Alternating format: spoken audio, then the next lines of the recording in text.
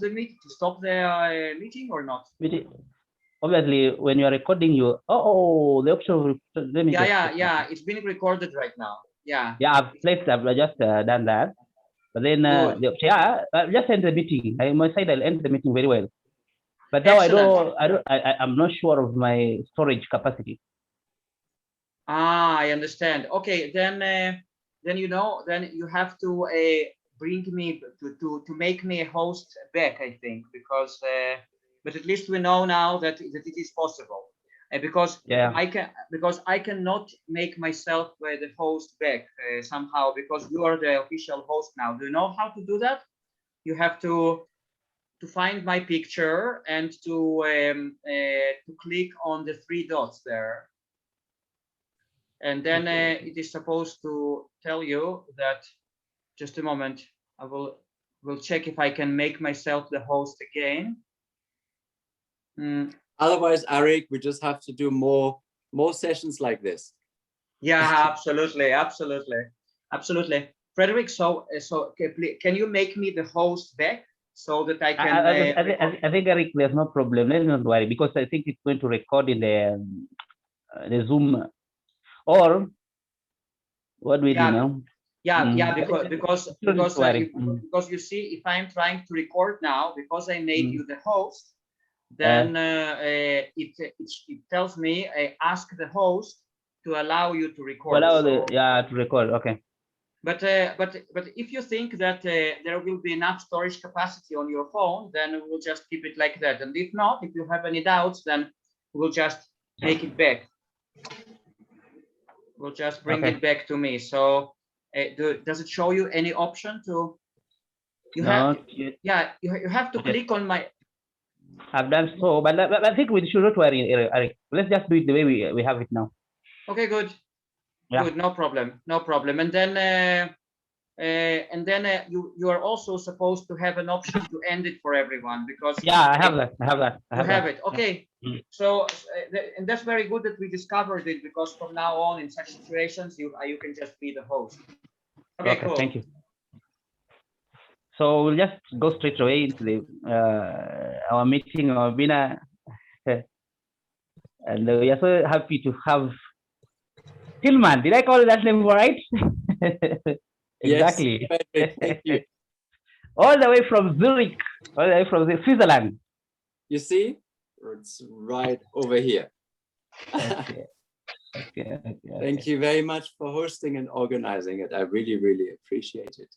I'm so happy to have you, because last time when we were talking, later after I reviewed what with Trevor, when we were talking with when we had that webinar with Trevor, I sat down, listened to it, checked on our strengths, maybe our weaknesses. Then I realized that there are some things that maybe we were overlooking. By the time you are giving your ideas and talking about your experiences and talking about your journey, then I felt like, we need to give you time. We can't just overlook this.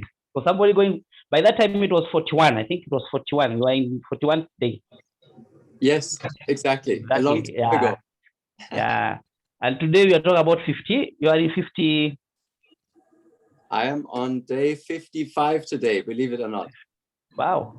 So you see, people like us who have not gone past that far, whether water fast, whether juice fasting, we want to know what motivates you exactly, and maybe how did you learn about this, and even sometimes I've even wondered the strength you have, because by the way, with dry fast, those people who just do the dry fast, it's not easy to even make a webinar, even to talk the way we are talking now, because sometimes the saliva becomes so thick here, it becomes very like a gum. You can't even talk. And that's the strength. Yeah. Strength sometimes is quite down. So it's an exciting journey, exactly, and that's why it's important, I think, for all of us to share, and also to have a forum to share. I'm very happy that you and Arik actually created this forum, because for a long time I'd explored this on my own, and I didn't have any references, because as all of us know, there are no really good, or at least in the past, there weren't very many good references to take. There's a few books, there's some study groups, but it's not really a mainstream science, because literally with what Trevor are doing and we're doing here is we're on the cutting edge of fasting technology, if you want. And there is literally no guidance. So you really, really have to listen very carefully. And there's very few references.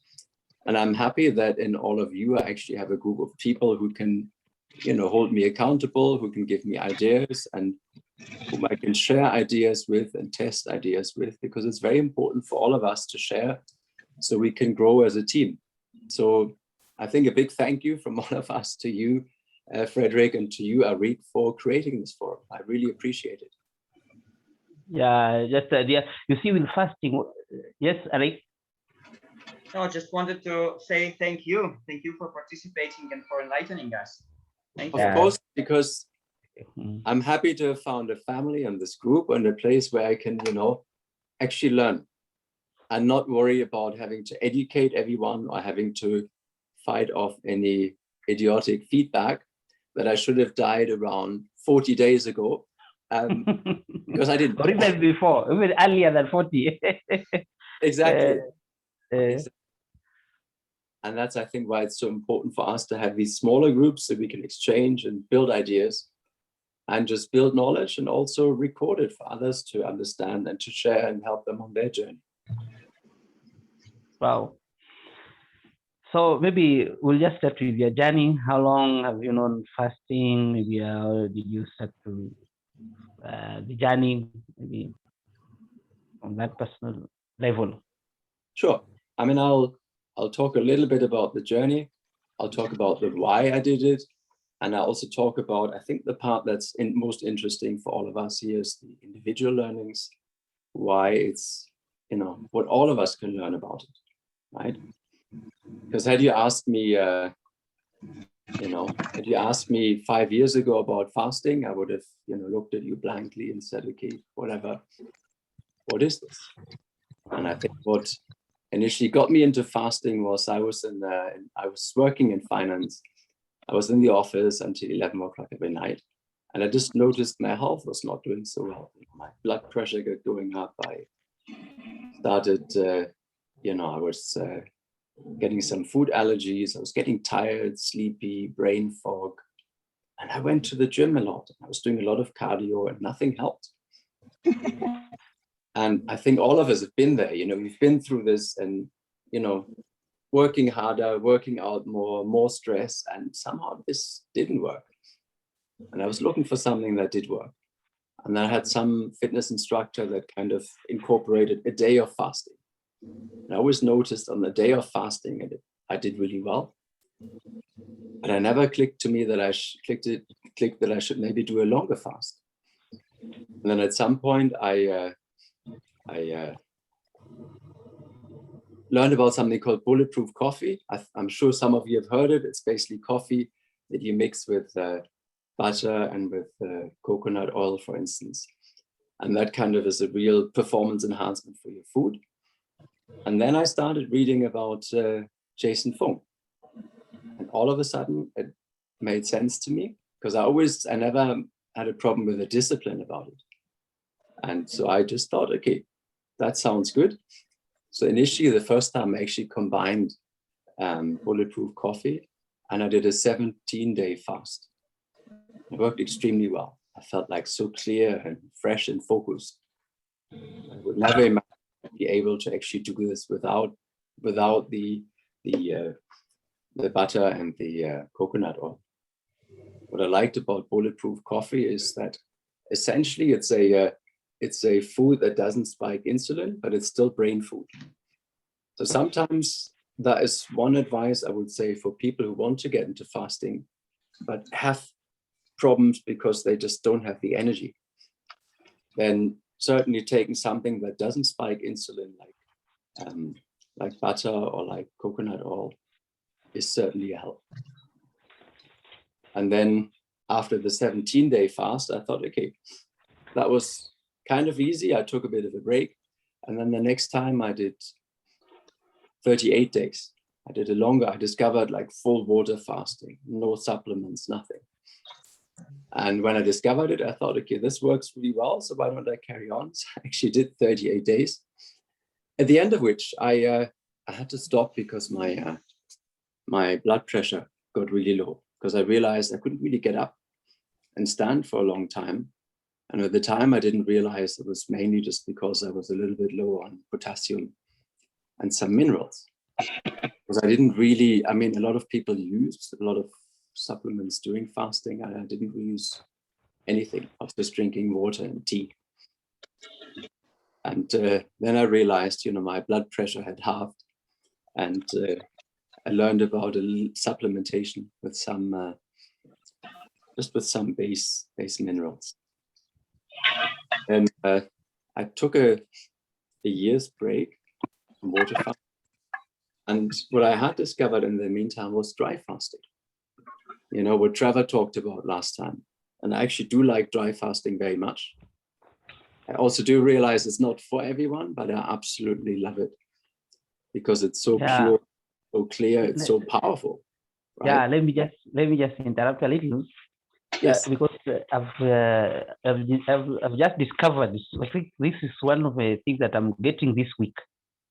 That with the dry fast, it is actually very dangerous with a person who is full of toxics. A person who has not done detoxification. So you can just get out from the full meals that we have been taking all these our lives, and then you discover fasting and you start with the dry fast. So it is actually a journey that should start. The information, the way it's coming from your side, the way it came from your side was the best. Because when you start with the cleaning fast, maybe the juices, the green tea, whatever your journey was, it is the right track. That's the right track. We should actually encourage people to know on how to detoxify before we tell them about the dry fast. They should also know about the water fast. Actually, they should have practiced, not just knowing. So detoxification comes fast before even any other kind of a fast. It starts with even the type of food we eat. Trevor talked about this thing of dense food. You should have now gotten some things out of your system. Like Dr. Asnarov talks about in 3 months before you get into the dry fast, you should have gone through some series of practice. Maybe you get out coffee from your diet. You get out beef. You don't take beef or things like that. So I think you might have not known, but by accident you are doing the right thing, or maybe by a coincidence. Like that. It is the right thing that you're doing. It's the right path. You are in the right path anyway. So maybe you can continue. I think it's very valuable what you said there, because in the end, fasting is about A, it's a personal journey, but B, it's also really about detoxification. And on the first 38-day fast was probably the most detoxification I've ever done, because I was on that fast, I was very, very tired all the time.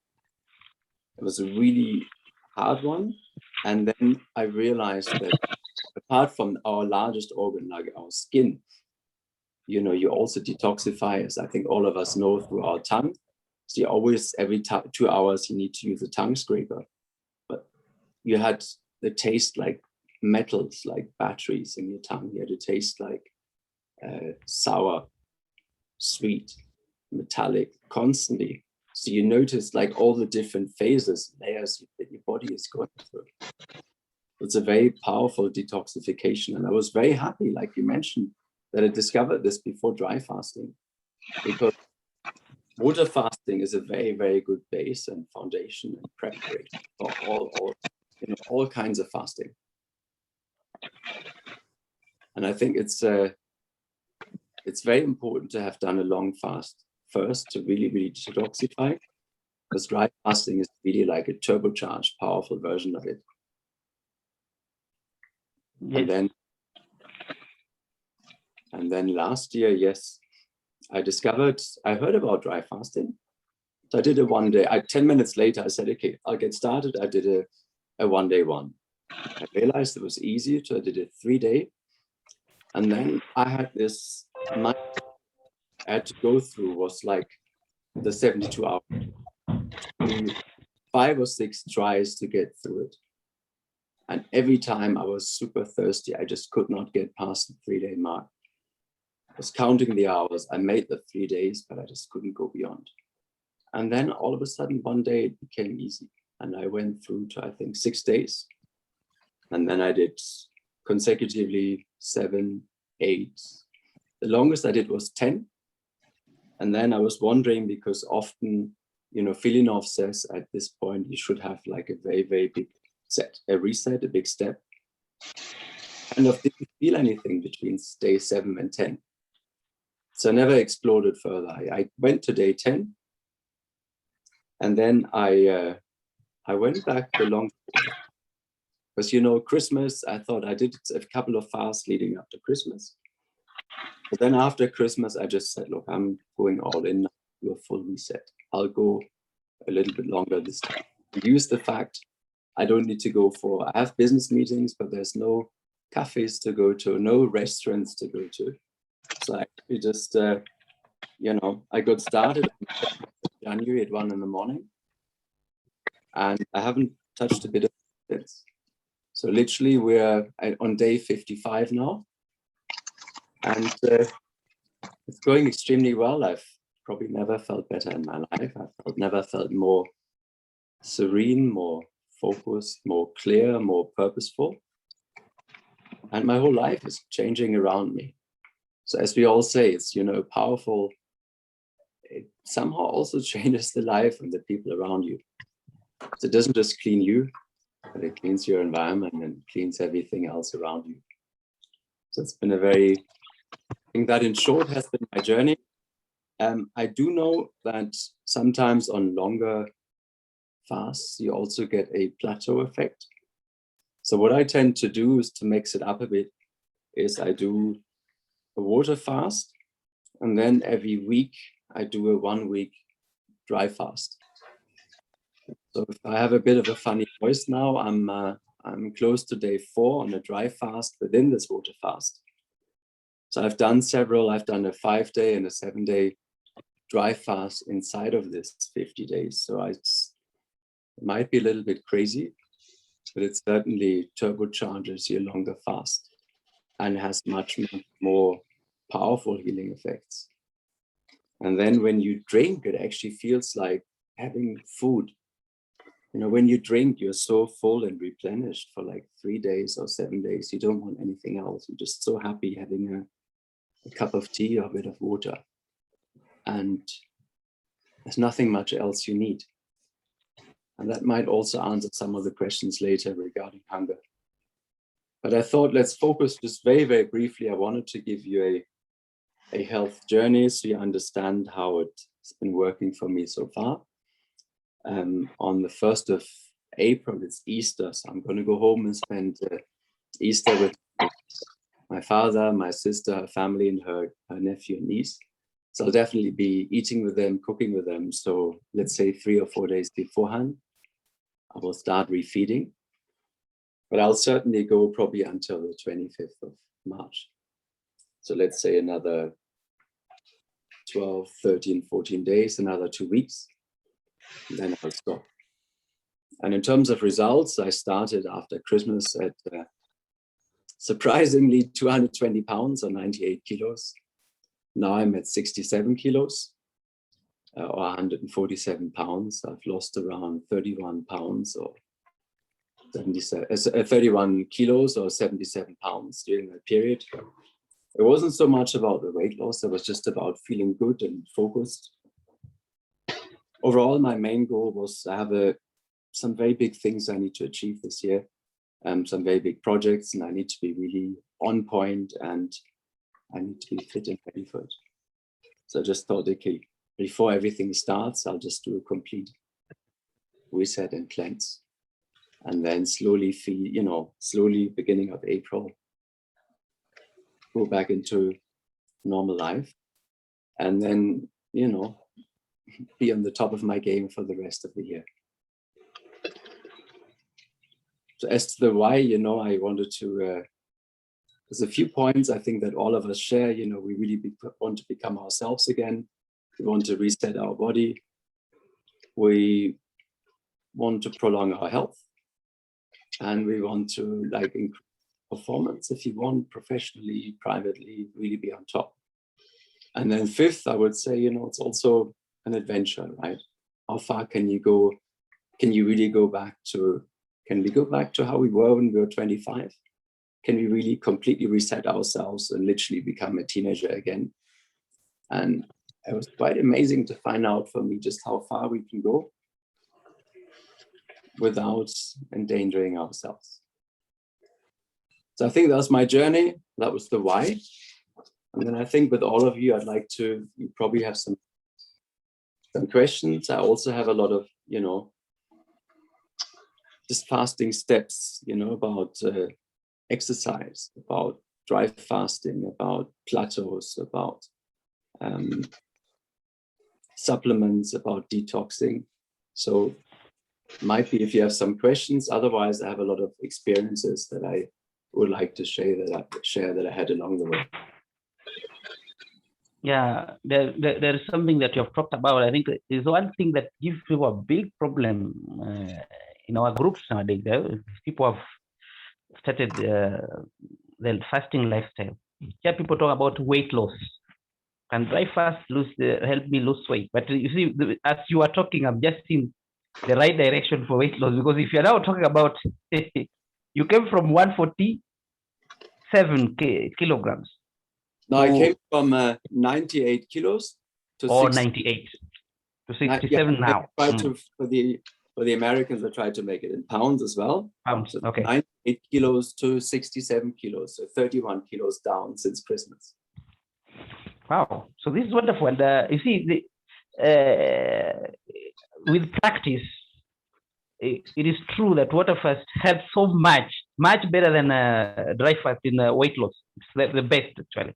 For those people who are struggling with weight loss, the one that is most recommended, or people have tried here and there, the best that is for weight loss is water fast, because gaining that weight again after you have broken your fast is not as easy as the way it is the reverse with the dry fast. With the dry fast, the first thing that happens, the body gets the water, and then a lot of the weight that you lose is water and fat. But then when you just break the fast, it's like absorbing everything. So you find that you just gain back almost everything that you had lost, And with time, it's also becomes so aggressive. Digestion becomes so aggressive, so that it's like everything that you eat must be digested. It has to be taken to the system. So there was always a challenge there. And I think on my side, I can recommend water fast on the issue of weight loss. At least for now, we are still in this journey, so we are going to find very many other things. Okay, at the time you're fasting, let's say the time you have now gotten into dry fast, like we talked about 5 days, you did then 7 days. During that time, because do you find some challenges maybe with breathing, maybe with dizziness, maybe with at that point where now you are not using water, you are just on dry? Totally. What are the challenges at that point? It's a very good point. You mentioned this. I'm now at the end of day 3 of a dry fast inside of this bowl, right? And as you can tell, my mouth is a little bit dry. I do soft dry fasts. Trevor, for instance, is doing hard dry fasts, and that is fine. But when you need to speak, I sometimes have 3 or 4 meetings a day, like physical meetings. And then it's very, very difficult when you're on a hard dry fast.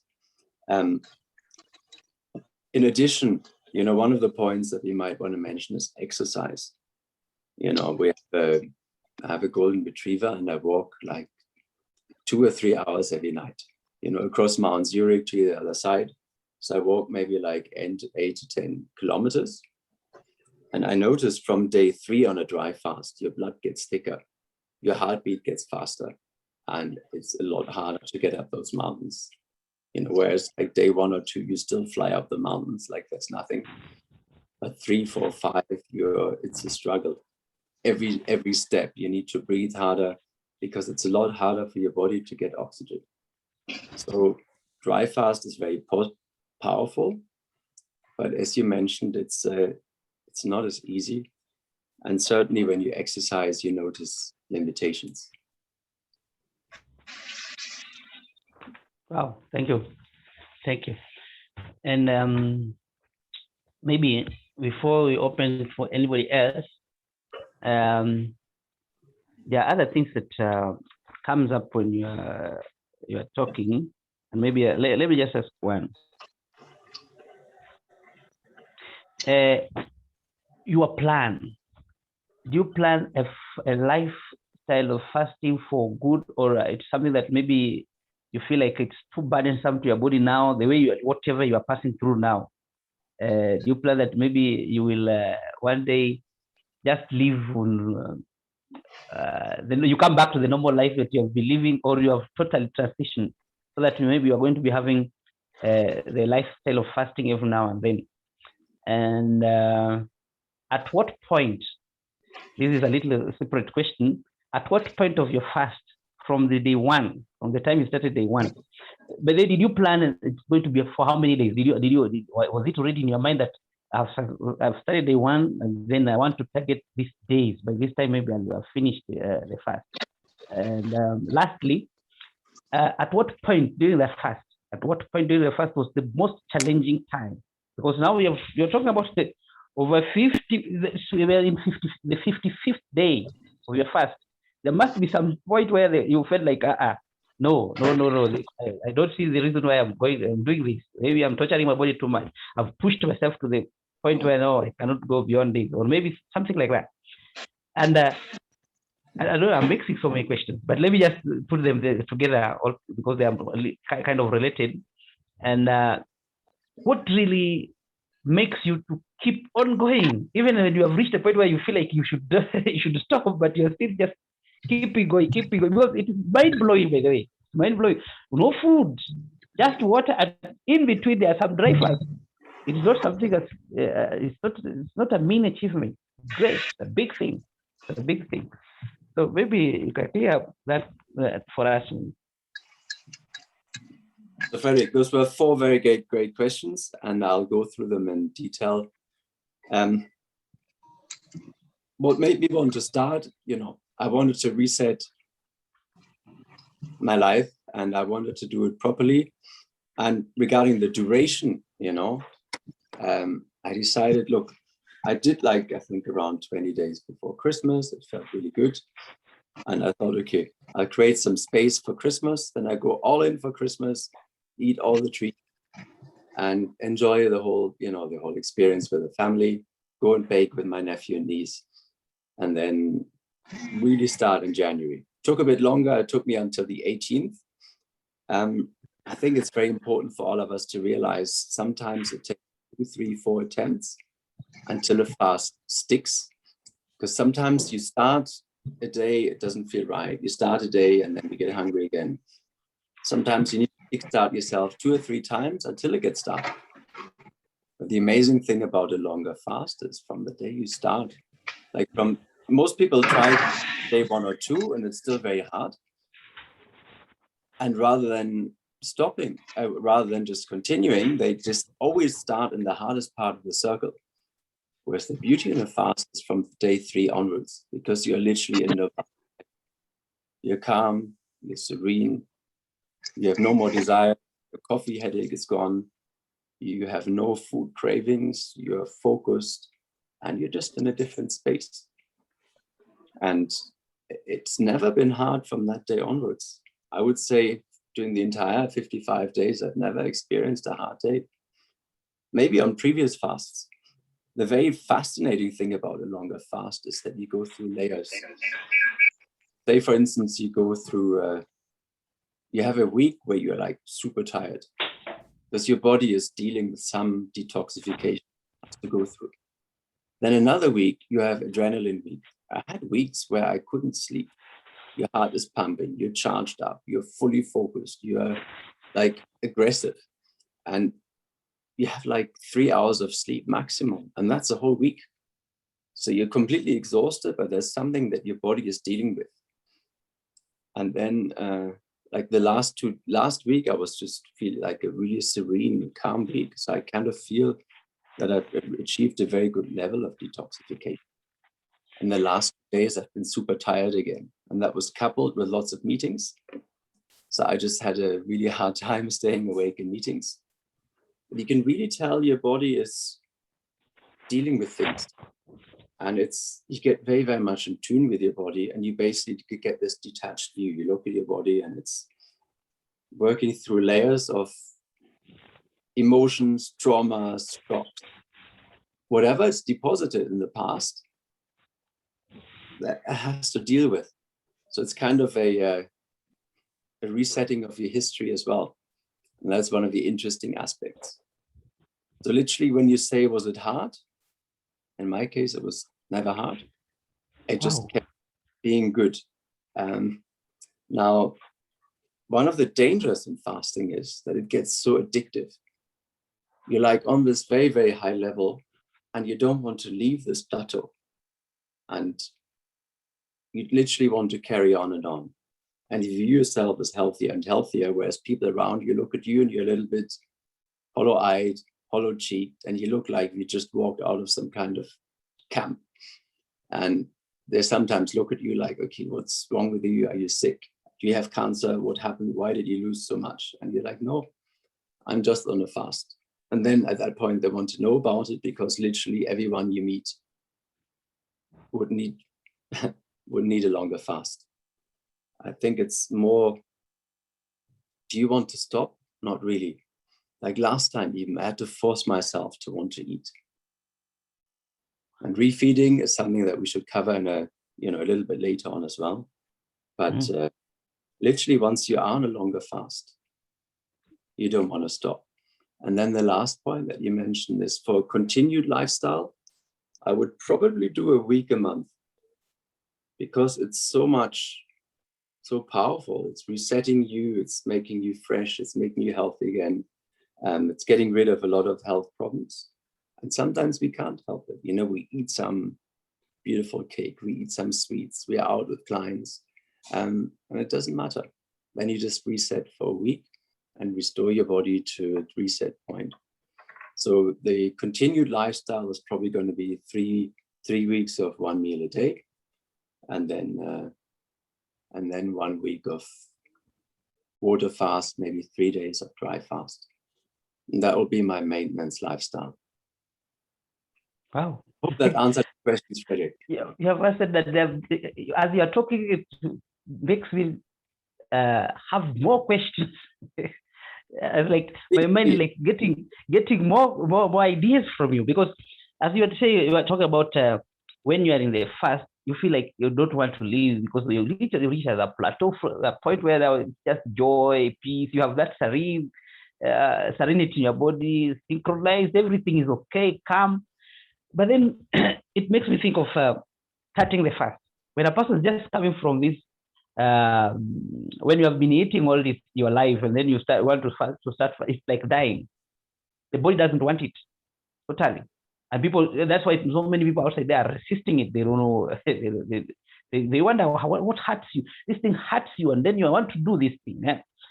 But we understand those are just a matter of so many toxins in the body. That's the reason for the heart, that people feel a lot of pain when they try to do this short fast, maybe 24 hours, and then they feel like, wow, I'm dying. This is not me. But now the question is, how do you now overcome this temptation in the fast? How do you now overcome this temptation of not trying to stop? You just want to continue and continue and continue, because there's a point where you must come down from the mountain.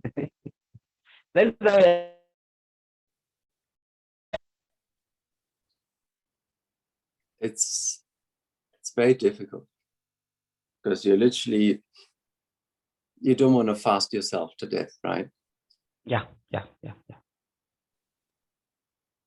But you also realize, at some point I have to just go and descend back into the world, and it's fine. You shouldn't feel guilty. You feel kind of guilty, like, in a way you feel like, oh, I'm polluting my body now. Last time, it took me through 3 or 4 days to actually keep food down. I started with very simple things. Some people start with bone broth. I started with like some broccoli, some carrots, some avocado. And after 2 or 3 days, I could keep it down. The thing is, your body stops desiring things. Like literally everything stops being interesting. And you don't want anything. You just want like seriously, like the first week, I wanted broccoli. I wanted carrots. I wanted maybe a little bit of butter and some tea. And that was it. So your body, in a way, it tells you what it needs to just to slowly re-enter the world of food. On day 2, I ate some onions, which was not good. Like literally for a day, I was feeling sick. But you learn, right? You find things that are very easy foods that restore you. Because in a way, you need to rehydrate, restore, and slowly get used, because your body needs to build up a flora, your stomach, because for the last 4 weeks, there's been literally nothing in your stomach.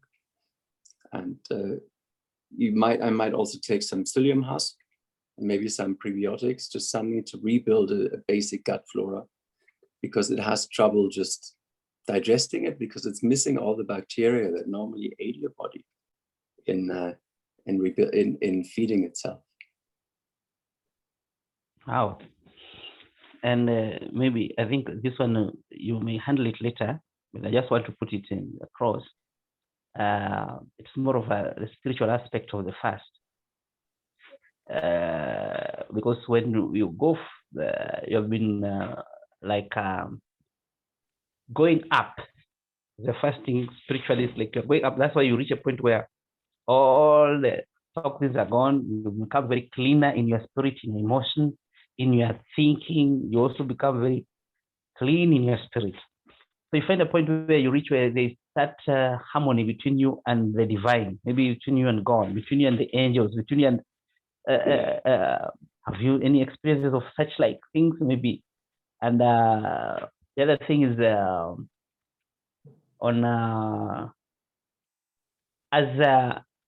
some things like now you're talking about clients, you are people you want to meet, and maybe there's that connection. You find that sometimes with the fasting, you find that everything goes in order. You plan to meet somebody, you even meet a better person than even the person you was in your mind or something like that.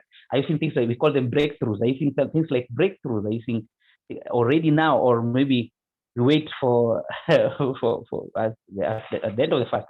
Though you had already done some fast before, so even after you did when you broke the fast, you came to the end of the fast. Did you see things like that? You see things that made your life become easier when you come to the physical life? Was it now becoming you feel like you are not having that burden of the stress that people have with battling with chasing things, with anxiety, with all those things? Yeah, maybe I want to leave at that point so that we can give other people also chance to now stream in their questions to you.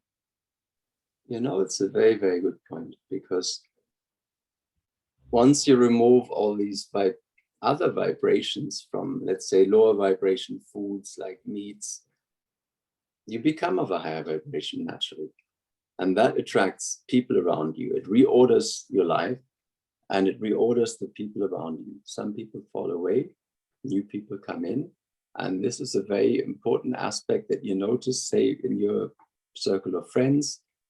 If there's people around you that are sick or distressed or whatever, they all of a sudden get better. People who live with you somehow get more motivated, their life gets better, they get a new job. So it doesn't just change your life, it just also changes the life around you. I mean, there's always a spiritual aspect to something, but it really does make a big difference. And when you want to leave that plateau, it's actually scary. You're like, I'm in this perfect world. Do I really want to climb off my mountain? And you have to. And you just have to stop feeling guilty about it. And you realize that, you know, it's not just food. You can always go back up there. But it's an important point that you mentioned. You know, it affects the lives of everyone around you and people that meet you. They look at you, they're like, my neighbor doesn't recognize me anymore. She keeps asking me who I am. And I've lived next to her for years. So it's cool. It does change you substantially. And it's simple. It's interesting that it's a simple fact that just not putting food into our bodies makes such a big difference in such a short space of time. It's powerful. Quite funny. They don't recognize you. Asking everyone, who are you? Yes. Thank you for keeping up the stairs. But who are you? I'm the person who lived next door for you. We've lived together for a long time. Yes. Wow. But you've made a very good point. This of as your life is changing, it's like your presence comes with solutions to the people who are around you. And I think this is the key thing with this fast, especially the fast that we do. Changing me and changing the environment around me, changing the people around me, and making the world around us, our community, better. Yeah, exactly. So you find that people, there's something like an aura, something coming from you that is changing their negative energy, changing their negative, maybe spirit and all, whatever thing that is in them that is not of higher vibration. Just leave because your presence is there, because you have come with a lot of presence of positive energy, very power. We call it power in Christian world. They call it power. So you're around you, all of power is resting, and it makes that darkness get out from people. I just like that point. And you see, with this kind of meetings, the way we are going, the path I'm already seeing ahead of us here, is that there are some people who will be coming for these meetings. Like now we have these ones, and maybe they have not yet known maybe so much about fasting. They are still having that desire and the hunger to know, and they start to get solutions to even their issues. As they are getting for the information, they are coming for information, but even the energy you are carrying, because it's not just transmitting to the people around you that you meet physically. Even these people we are with in the meeting here now, the energy is flowing. And I think we should just make it open so that when people are coming for the meeting, they can expect anything. They come for this webinar, they can expect anything. Anything can happen in their lives. Even those who are sick can get well. Those who have trouble in their mind, stressed or what, the flow of energy that's coming from these people, you like now in particular, will be flowing to people, and people get well, people get solutions, people get peace in their minds, in their hearts, and as they also get information on what to do and continue the journey. So I think we have a good, this is the right way to go. We have started the right thing, and we have taken, we have taken, well, in our hands, not authority, we have taken, how do you call it now? It's like now we are responsible for our destiny. We don't want somebody else to be the driver. We are the ones now driving ourselves to where we need to, we want to be. A way it puts you back in the driving seat, because it removes a lot of things that in a way disempower you. Because we are addicted to sugars. Sugar has a more powerful reaction in our brain than some of the class A drugs. We're addicted to coffee. We're addicted to Netflix. And I think the most amazing thing was, I like watching history and instructional videos, some politics on YouTube. And, I like watching videos with, Dr. Arik, Dr. Jason Fung. But interestingly, from 3, 4 onwards, all of a sudden, I lost all interest in entertainment, in books, in reading. But for me, it just became more and more important to spend time alone. So it kind of removes you from the normal world, and it isolates you, because it removes all the things that detract from what you might want to do otherwise. And you really just want to spend time alone and focus and rethink. And like, I'm working on 2 big projects right now, and it really, really helped me to step outside and rethink the strategy and come up with solutions and actively pursue those solutions. So if somebody has like a challenging time and needs to reset a relationship, needs to reset their life, needs to solve a big problem, or just build a big business, this is like the perfect refugium you can give yourself, because it gives yourself a cocoon, and you're basically unassailable. Nothing can touch you in this. It's a very interesting point that you mentioned there. And you see what you're talking about today. I don't know. Should I give you? Let me give you a chance to talk. But just before, you have talked about something that my treasure, the one that I hide in my heart. I do fast for spiritual reasons. The main reason for my fast is a spiritual reason. But apart from the spiritual reason, a mind, a clear mind that can generate new ideas. Because exactly. So the solution for this confusions that we have in the world, people copy pasting everything. Nobody has his own mindset. As in, people don't make decisions on their own. They don't think for their self. Thinking becomes a problem. The solution is self-reflection, sitting down with yourself in a fast. Because most of the things, I think, the way I was saying, that you realize that you are addicted maybe to watching. Some people, you're not addicted, but you liked watching. And then you find that after some few days in the fast, just lose, don't have any more desire to listen to this. Meaning now it's coming from inside. It's coming from within. You generate your ideas from within. You get, that is the power of fasting. So it becomes exactly the generator, the source. You become the source of that light. You become the source of the ideas. You become the original person. I really like that point. So we now know where to go when we want to generate solutions, because the world around us is full of trouble. Everything around us is just mess. Health, economical issues, whatever, spiritual. People are just in a mess and confusion. And some people are trapped in life, the things that they believe in. The solution is to generate solutions, to have new things, new ideas. You have to sit down with ourselves, do self-reflection, even in our fasting. Because sometimes maybe you can gain a fast and there's too much noise still outside affecting you. So there needs to be that silence. There needs to be that isolation. There needs to be that separation. Thank you so much, Tilman. I think I'm gaining more than I thought I'm going to get from here. So, Arik, I will actually respond to your final point, because it's something that I know that surprised me, if not scared me, because I'm always a very nice person, and I have an investor for a project, and I needed to have a very tough conversation with them. And so I did that talk with them, and all of a sudden I completely switched. It was like a line of code that had always been there, had always been dormant, but had to be activated. And all of a sudden I reset them, I reprogrammed them, I switched them from being like a minor investor into a smaller project to a major investor into another project. And I was tough with them, and I reset them, and I said I added additional requirements that I had. And I completely reset the conversation. I negotiated how I would have wanted to, but didn't know I was capable of.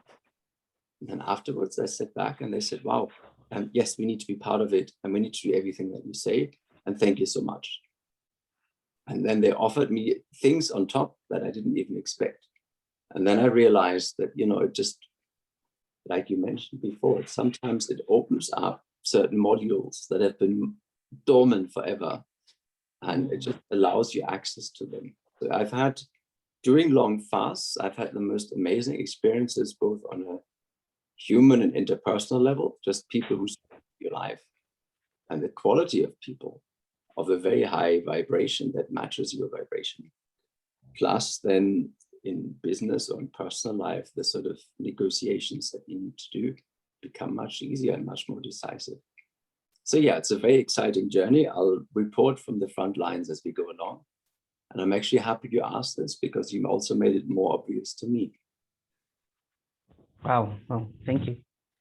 So the floor is open. Those who are in the meeting, maybe you can ask questions. Maybe you can add because it's a journey where you can be giving more of your commendation.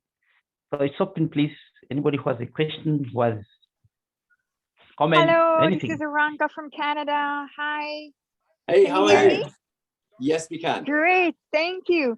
Tilman, so inspiring. I've been having day 2s, day 3s, and fall off. I'm so happy that you the way you describe that, you just kind of keep pushing, keep trying. So if you can do it, you broke my 4-minute mile, I can do it. I loved it. Thank you. And I just want to say, yeah, I'm sorry. I want to say I've been there many times. And sometimes I start a fast and it's like 5 attempts until it feels right. I started, I have dinner again. I started, I have dinner again. And we should never beat ourselves up, because our body sometimes needs time to be ready, to be relaxed. Whatever it needs to do, And I've had, like on the dry fast, I had so much trouble getting through the 3 days.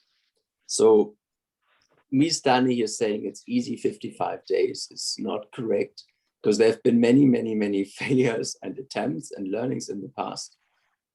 And I think what all of us need to do is build our fasting muscles, you know? Yes, totally. Here you go. Thank you.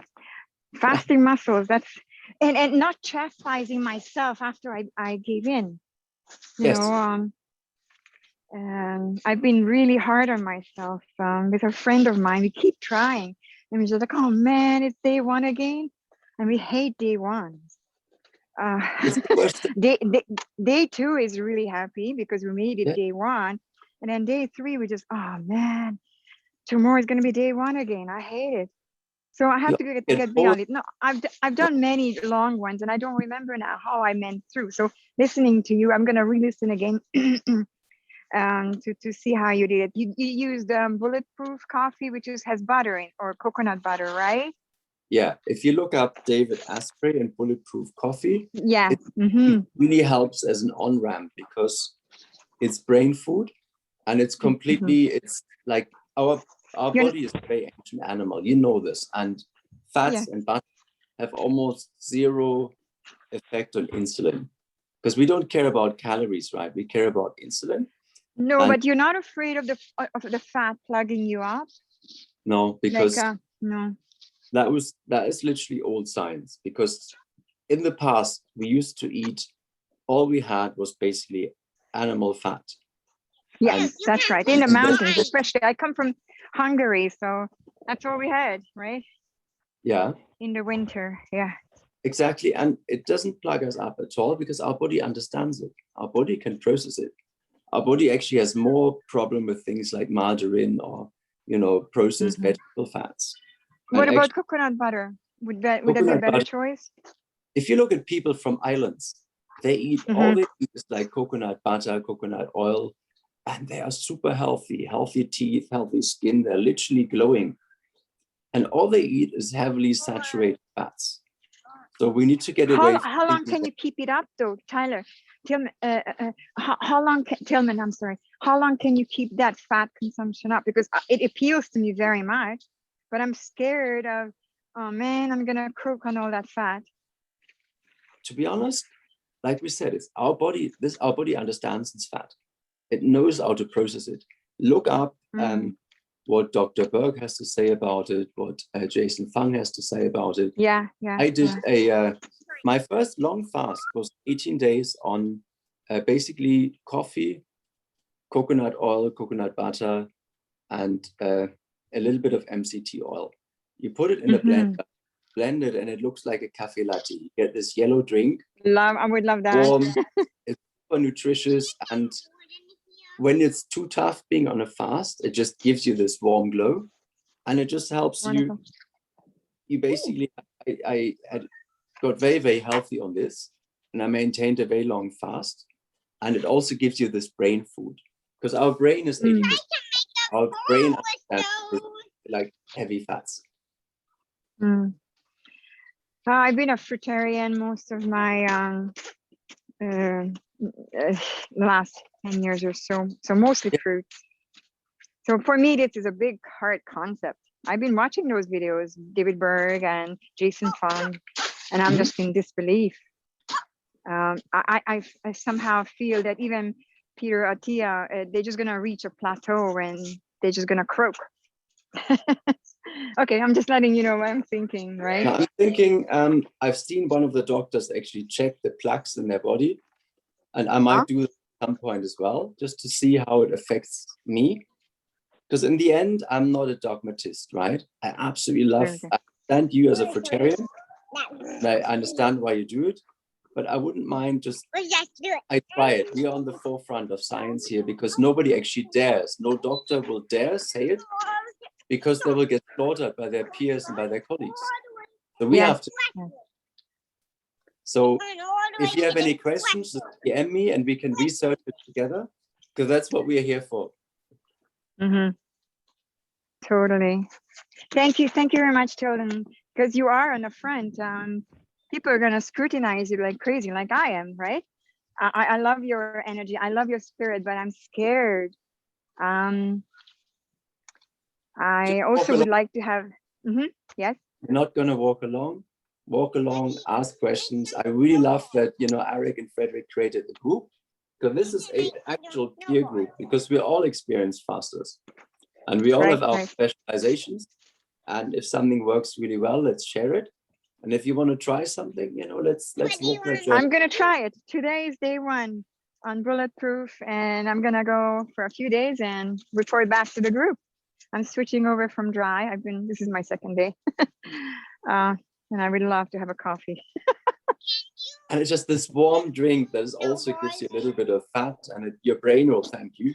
You notice you'll be like, your brain will be on a turbocharge. You're so focused. I do that sometimes. Write coffee, or I hate reading long documents, and that's what I do. And it helps me. To make some snowballs with you. Okay, let's go make some snowballs. Sorry, we are making snowballs here. Yeah. You're very lucky.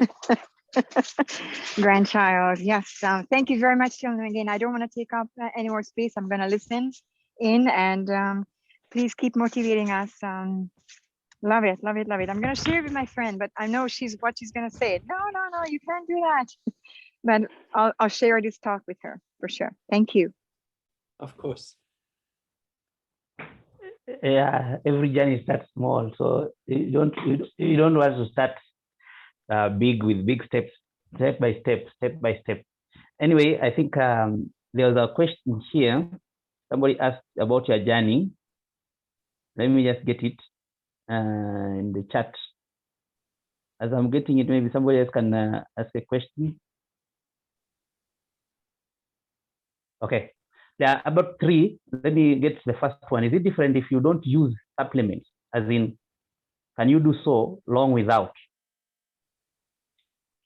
This is asked by Shireen. Yeah.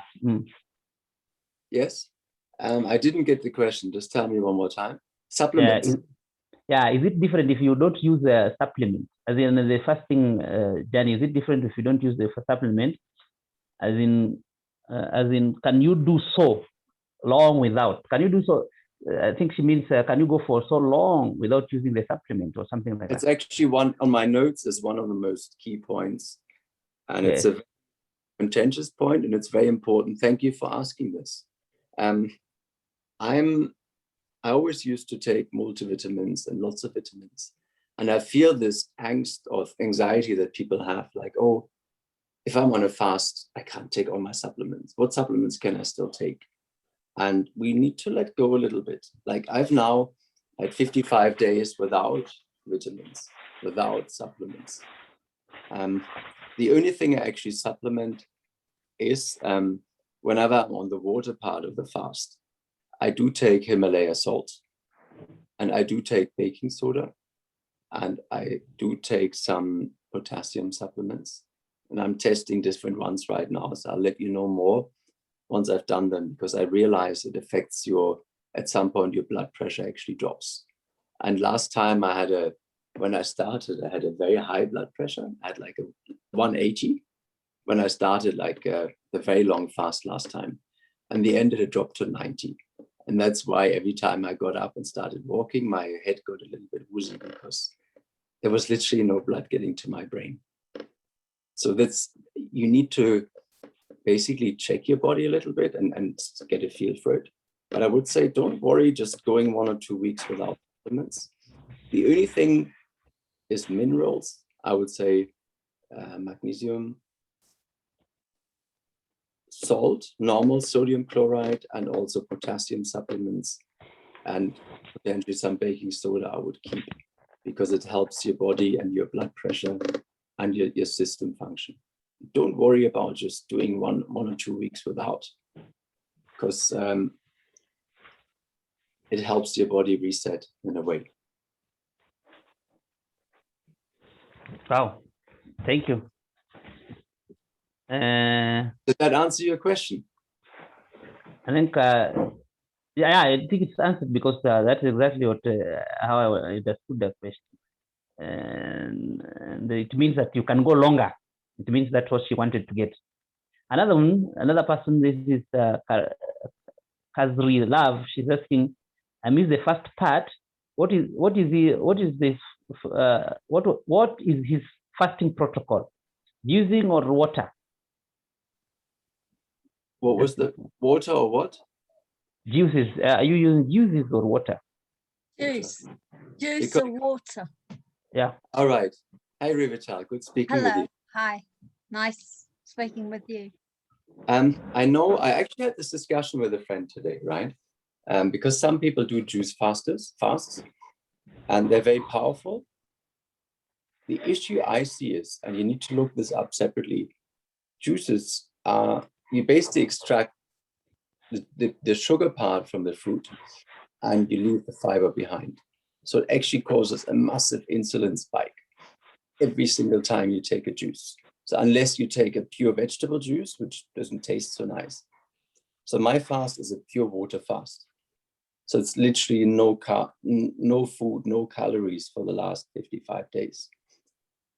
I do understand that people like the juice fast, but I kind of find that when you want to go into autophagy, you need no calories, and you will never enter autophagy on a juice fast, because you will constantly, every 24 hours or whenever you take your juice, you give yourself a massive insulin spike.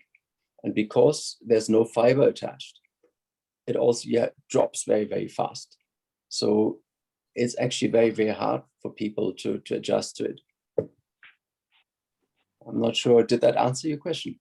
I think it's answered quite well. Can I ask a question? Yes. Yeah, please go ahead. Right, you're doing a water fast, right? Sure. And you talked about salt. Do you take it during the fast? Salt or baking soda? I do every few days, and because your body needs a bit of salt just to keep up the blood pressure. On the first fast, I did 38 days, and I didn't do anything. Apart from water, I didn't take anything. But I did realize that at some point my blood pressure got so low that I couldn't stand anymore. I could stand, but I would basically have to bend over and sit down all the time. So you're completely out of breath, and I didn't know why.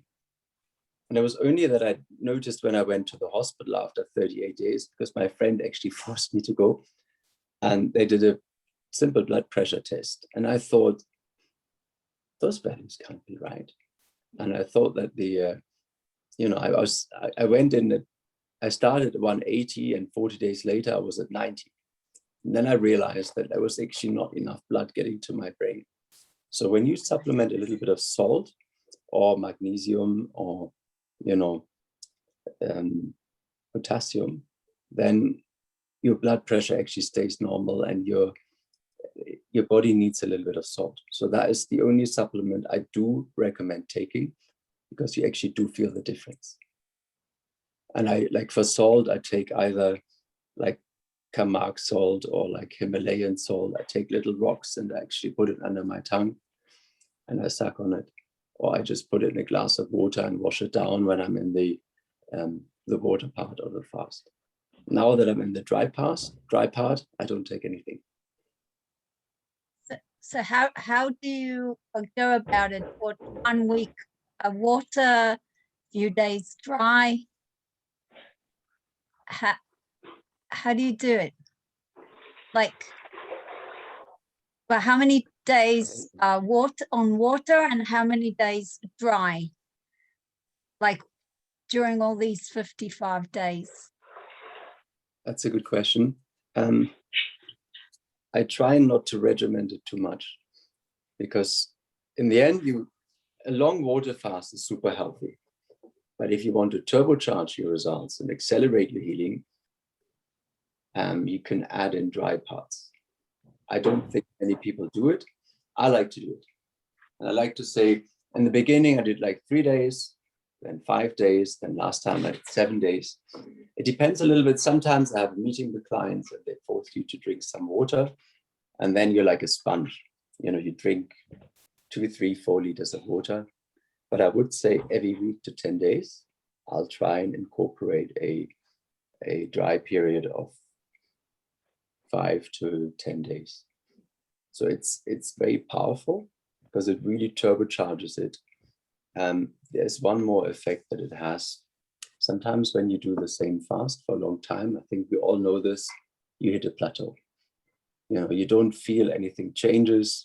You don't see anything moving on the scales. You don't feel like you're making any progress. But once you incorporate dry, you know, you have this massive, it's like starting a new fast. You have these massive results. And you also feel like your body is kind of solving things or bringing things up, you're healing things. And you do that up to a point, like last time I wanted to do 10 days, but at 7 days, I just felt so thirsty. I thought, okay, this is fine. It feels really, really good.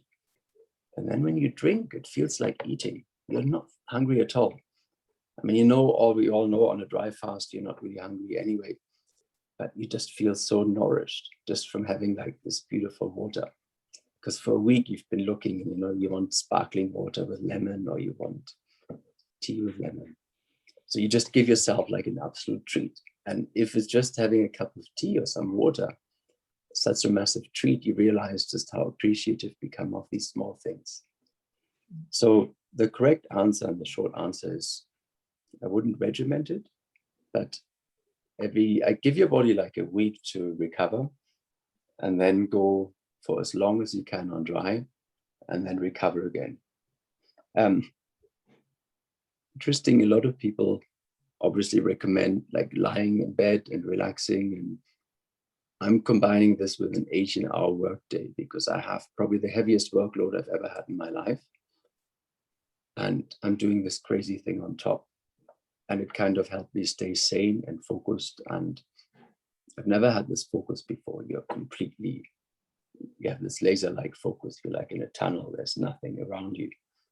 So also if you're going through a rough patch in your life or you're having a big project or like deadlines or something, this is actually a very nice tool to shield yourself from the world. It's a really powerful tool just for protecting yourself from anything that's out there. And how long do you intend to go on? I mean, you're 55 days. Yeah, I will go to around between 60 and 75. If you ask me now, I'd like to carry on for 2 months because it feels so good. I do know that I have to eat on April 1st because it's Easter and I have 2 little angels that wait for me to cook for them, and I promised. So I will stop around day, actually it's 14 days from now. So 59, 60, somewhere 60, between 65 and 70. And you work and it doesn't affect your work? Can you concentrate? Can you, the fasting doesn't affect your work? Not at all. It actually focuses me. I've never been this focused, and you can't imagine this until you're doing it. It really feels like somebody's giving you like a boost, a turbocharge in your brain. And you can do phone calls for 14 hours nonstop and then write documents. And then afterwards, I have this golden retriever who's sitting there from 5 in the evening and look at me like, you know, we have a date, you know, we need to go up on that mountain. So I go and walk with her for 2 or 3 hours afterwards. And strangely, that also helps because, you know, doing a high-powered day, you have so many things on your mind, and you walk up there and you just release everything. You come back, courtesy of this little being, you come back totally fresh, relaxed, and fresh and focused.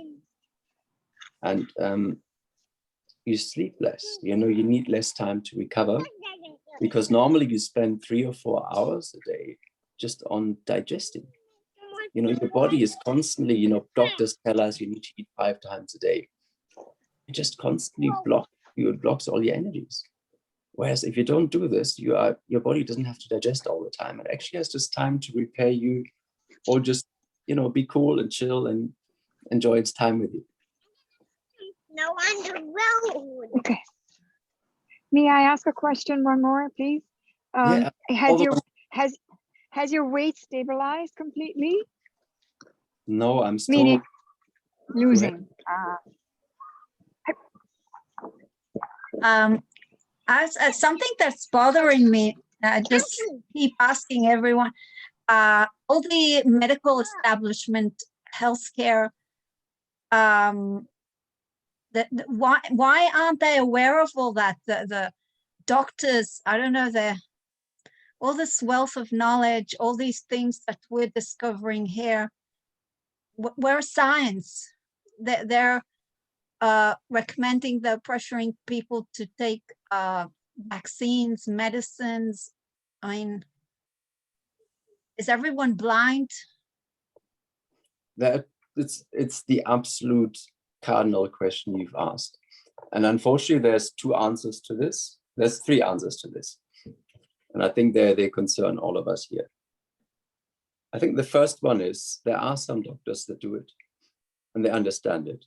I mean, to me, every chronic metabolic disease can be healed by fasting. High blood pressure, metabolic syndrome, weight gains, chronic inflammations, diabetes can be healed. And I think if you listen to Dr. Jason Fung, he has proved this. That's part one. There are some doctors in our space. Secondly, there's a commercial reason. Fasting doesn't pay any bills. You know, I've been a very cheap date for the last month because I consume water. You know, I've been on business trips with people and we had the most amazing dinners and they're just sitting there eating the most amazing foods. And I just say to the waiter, please, is it okay? Can I sit in your restaurant and not eat? If it makes you uncomfortable and it looks bad, put some stuff on my plate. If I need to pay you not to eat, I will pay you not to eat, but I won't eat. And people accept it, but there's no money in it. So given that most independent research is sponsored by pharma companies through foundations, through all sorts of things, there's no money in it. And unfortunately, a lot of doctors are sponsored. It's just a fact. I'm not judging. They've made the Hippocratic Oath.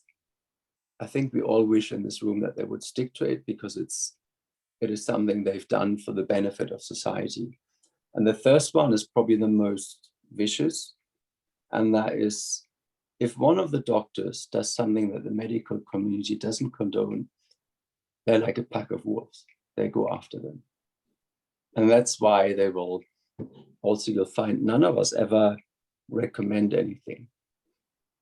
We share best practices, but if one of them says, yes, I recommend dry fasting, every single doctor and medical foundation in the world will go after them. They'll strip them of their license. They will ridicule them. It's like a pack of sharks or wolves. Like a mafia, the mafia. It is a mafia. And unfortunately, it's impossible for a doctor that is an established part of the medical community to speak about fasting or especially dry fasting. So you have a very, very valid point there. And I don't see a way out. So basically, we have to create our own knowledge base. Because imagine, like for me, right? I was struggling with weight for 10 years. I went to the gym. I did cardio. I was disciplined. And people would tell me, you have to try harder. Obviously, you don't have the self-discipline. And the only thing I was lacking was the right technology. Imagine this. And then I see a video by Jason Fung and I realize, oh, that's easy. I'm disciplined. I can do it. And then I fasted and I undid all the side effects of the last 20 years. So it's just frustrating that there's probably like hundreds of millions of people out there. If they had access to this, they would regain health and they would regain control of their health. And that's maybe the last aspect that we haven't addressed yet. The governments and a lot of authorities are worried about people taking care of their own health because people can do a lot of damage to themselves. And I do see their point, but also they've tried to make them as dependent as possible on medical advice. You see it in the call today. People are really scared of some things because they heard something, rather than just going out and trying it themselves. they're really dependent on the medical advice of others. And people are not really used to taking charge of their own health and their own life. And for many, health is the first step. So you've raised a very, very big point there. Yeah, because I'm disappointed, and I wasn't getting answered, and all of a sudden I started getting a lot of answers. And these kinds of groups, these that's where I'm supposed to find answers for medical questions. And I've also seen results on myself, health results, and also what everyone's talking about, the clouded mind, and then all of a sudden it clears and the mood is better. You feel more relaxed, and you're more intuitive. All these things nobody tells you about. On the contrary, they look at you like you're crazy with your fasting, or you're being vegan and fasting, and where do you get your proteins from, and what about all these protein and sugars and fats, and you shouldn't have too much sugar, and like fruit is sugar, so you shouldn't eat too much fruits. So like they compare fruits with to cakes. Like, is that the same thing? So it's all twisted. Everything they're telling you, you discover that everything, not only they're not helping you, they're lying to you. Or I don't know, are they doing it on purpose? Are they really that stupid? Or what's going on there? So yeah. Fear. I think it's called fear. They're all part of a system. And the ticket to a system is a license. And if you get in a way, like if you're like a doctor, if you get disbarred, you can't practice anymore. So doctors, unfortunately, are not able to provide non-mainstream advice, or in a very limited sector. And there's very limited amount of independent studies done on dry fasting. So, or on fasting, water fasting. And unfortunately, they are not in a position to give this advice. So yes, for the time being, I think it's important that we have these groups, but that there are also groups that are curated. And I think that's why it's important to have people like, Arik and Frederick, that make sure that we have experienced fasters here, and that the content we provide is within the realms of our own experience. And then, we ask members of the group to share once they've got something interesting to share that all of us can benefit from. I don't think that's it. We are where we are, and you have to find your own way. It's really frustrating, and it's probably heartbreaking for half of the country, because everybody should benefit from this. We should tell everybody, come along, get healthy, join us,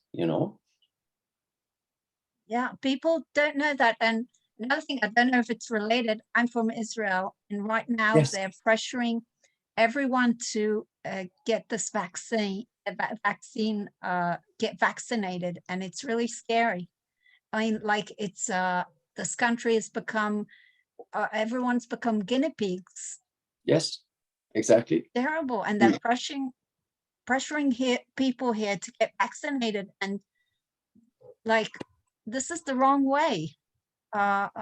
We have to go back to nature. We have to get back to ourselves, and they're just giving us more vaccines, more medicines, and now they're forcing people, they're pressuring people, and it's all twisted. There is 3 casualties of COVID, right? One of them is the right to free speech, because you can't say what is officially accepted. One of them is the integrity of your home, because they are now allowed to enter your home without a search warrant to see how many people you have in your home. And this is a third one, the integrity of your body. That's so basically, 3 basic amendments and human rights have just been unhinged by people who used COVID as a tool. That's a discussion for another place, but it's a very important point. And now we are basically taking untested vaccines. Vaccines are normally tested for years. And now they've been tested for 9 months, and magically they're all 93% effective.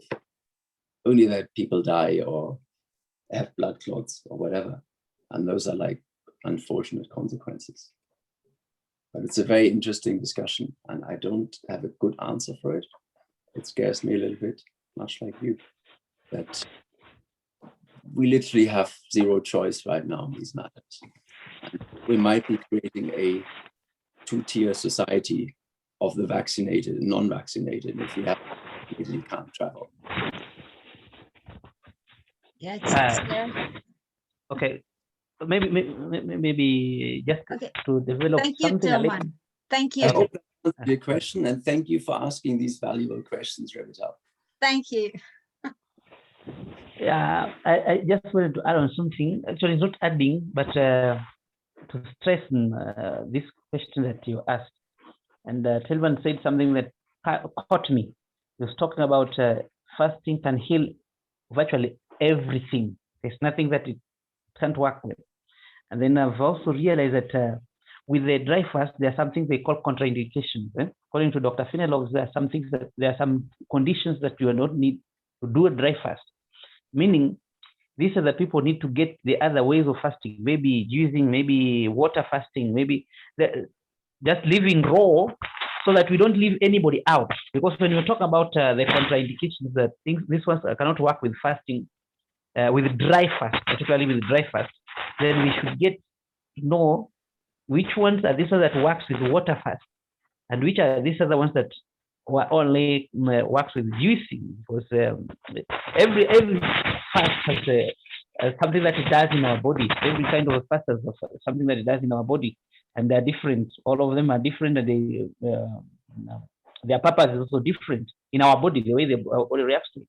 But especially with people with conditions, because there are some people who are not allowed.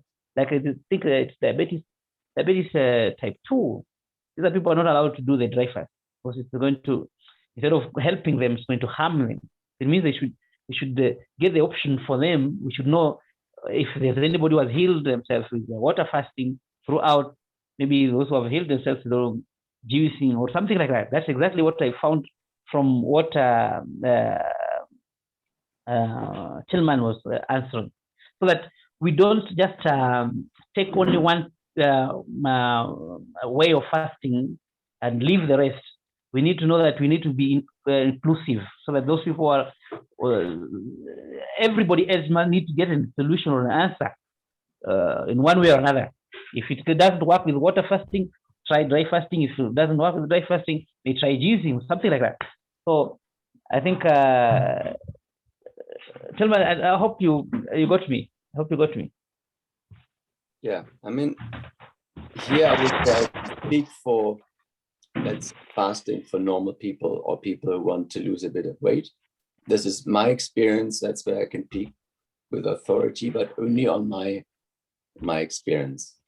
I would divide the healing into 2 levels. I think there's definitely your body. There's in a way also your spirit, because it kind of frees you up. It makes you a much freer, more creative, more powerful person. That's my experience of the last 55 days. And then in the body, I have an interesting theory, but I haven't tested it so much.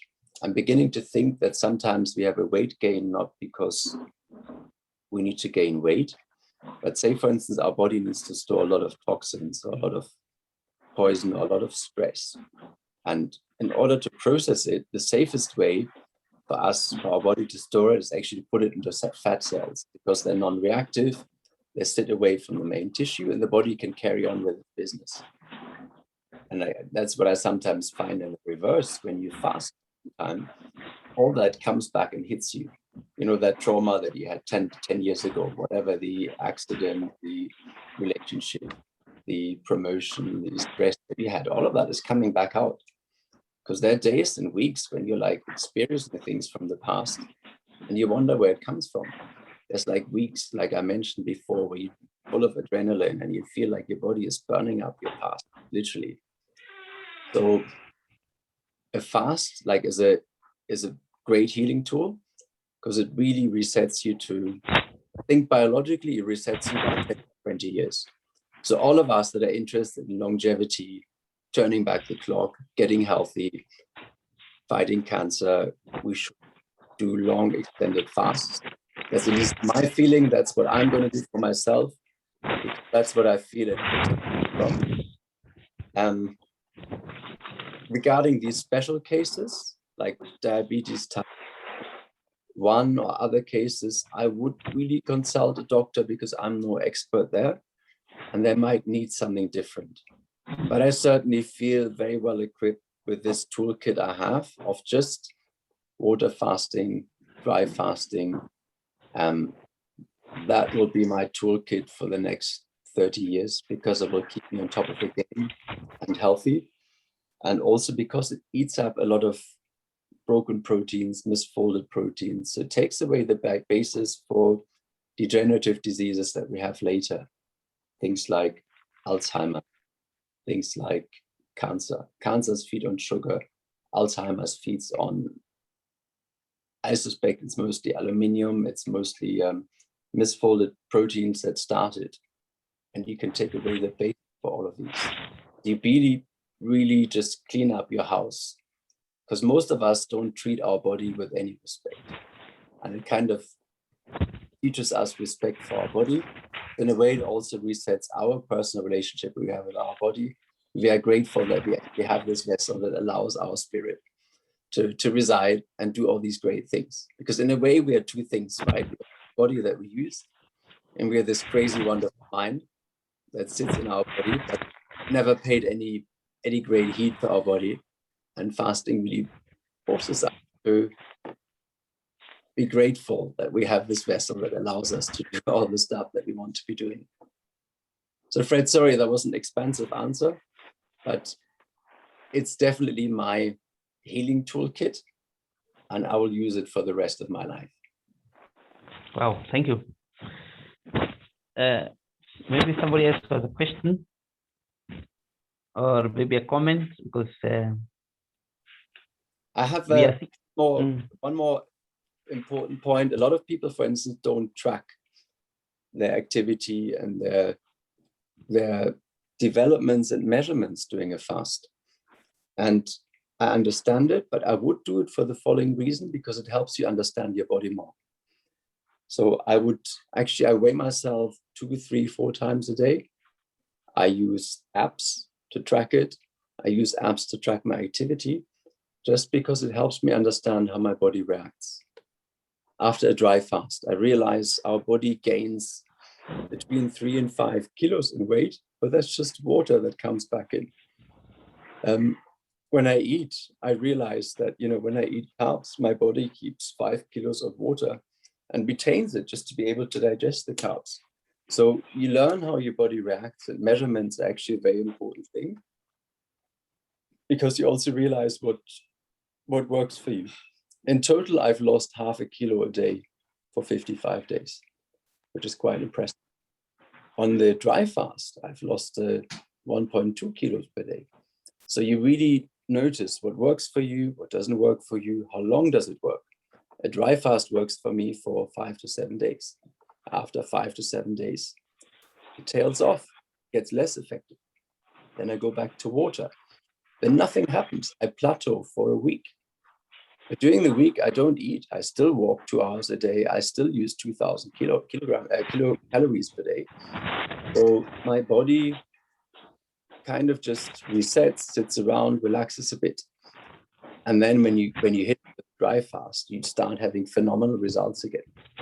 But just by switching it up a little bit, you can't do much during a long fast, but just by alternating between a dry and a water fast, it really provides enough entertainment for the body to keep it interested and to keep producing results. I think that's a very important point. I would recommend people to actually really track the track scales or use scales that measure the fat content, the water content, the dry muscle mass. So you really understand your body better and can work with your body.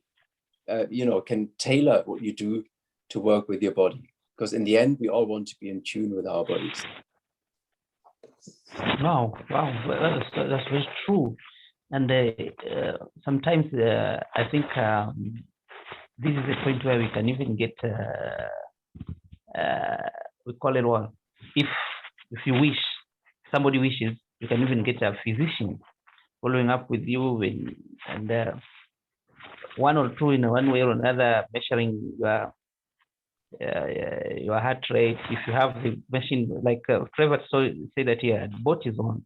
There's also the part of I don't know, you call this monogram or something, where they take your blood and then they measure, they tell you maybe the platelets are like this, maybe the amount of white blood cells like this.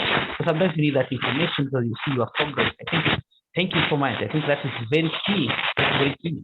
So you'll be able to tell where you're coming from, where you're going, if you have reached maybe a zone where maybe your body is not reacting. There's a lot of static. Do you have your microphone next to your clothing? Because there's a lot of noise in the background. Okay, sorry. Now we can hear you. So very important because there's a lot of static. By the way, Fred, in the meantime, somebody was asking if you recommend anything to a beginner faster. And I would say we would never recommend, but I would, if it was me, I would start just a 1-day fast, a 3-day fast, and really grow my fasting muscles, understand how my body reacts, how I feel with it, do a water fast, take it easy, don't stress yourself. But it's very important to, a fast only gets fun from like day 2, day 3. Because on day 1, you might have headaches. And normally that is your, that is like a mild coffee addiction that disappears after 2 or 3 days. Then you might have other things, you know, your heart rate goes up, you're craving sugar. And the first 2 or 3 days, your body is really winding down and getting rid of these major addictions that all of us have. And only after that, I understand, take 2, 3, 4, 5 times. But once you get into that zone from day 5 to day 10, you're relaxed, you're at peace, you're in charge, you feel powerful. You walk through a city of people, nothing can touch you. You're like in your own space. And I want everyone to experience this because it's a very, very powerful experience. But will it take time to get there? It might take 10 fasts until you get there. Don't worry about it. Build your fasting muscles, build your experience, read about it, educate yourself, ask the group, and experiment a little bit. And once you feel empowered enough, it's just a really, really powerful feeling. Up to the point where I am at right now, where I don't want to leave. I don't want to leave this plateau. I'm actually dreading the day when I have to step down and start eating again. I don't want to eat. It sounds a bit crazy, but it does get there. So I hope that answered your question. I don't know your name, but I saw your text about beginner fasting. Just slowly build up your capability and come there. Don't let yourself be dissuaded. There's one thing that we need to talk about also is in the beginning is toxins. When you begin fasting, there is a lot of things. A lot of us have like serious detoxification issues. You might have back pains. You might have mucus coming out of your nose. Your nose might bleed. You might have a horrible taste on your tongue. So one of the things is to get a tongue scraper.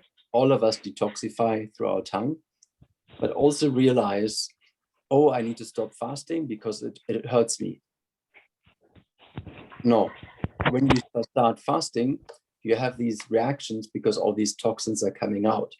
So would you rather have them stay in or go through the pain of having them come out because it's actually your body cleaning itself, and that might be a painful process. So for people who haven't fasted, it might actually be painful for the first few times because there's so much stored up pesticides, hormones, growth factors, plastics, all sorts of things that our body actually has to deal with because it just stores them in cells and fat cells, and then it's gone, it's isolated. But once it has to start retrieving it, it has to burn it. And then you get this reverse effect. So don't, when it's there, just make sure and understand that it's just a part of the healing process. And over time, it gets easier. But this is something that you just need to face, and it's part of your journey, and it's a good part. rather than something bad. So don't misinterpret the pain, embrace the pain, if I can be, use a simple phrase like this, because it's part of your healing. And if it throws you back, just get up again and start. It's like standing in the surf. Start again until you can really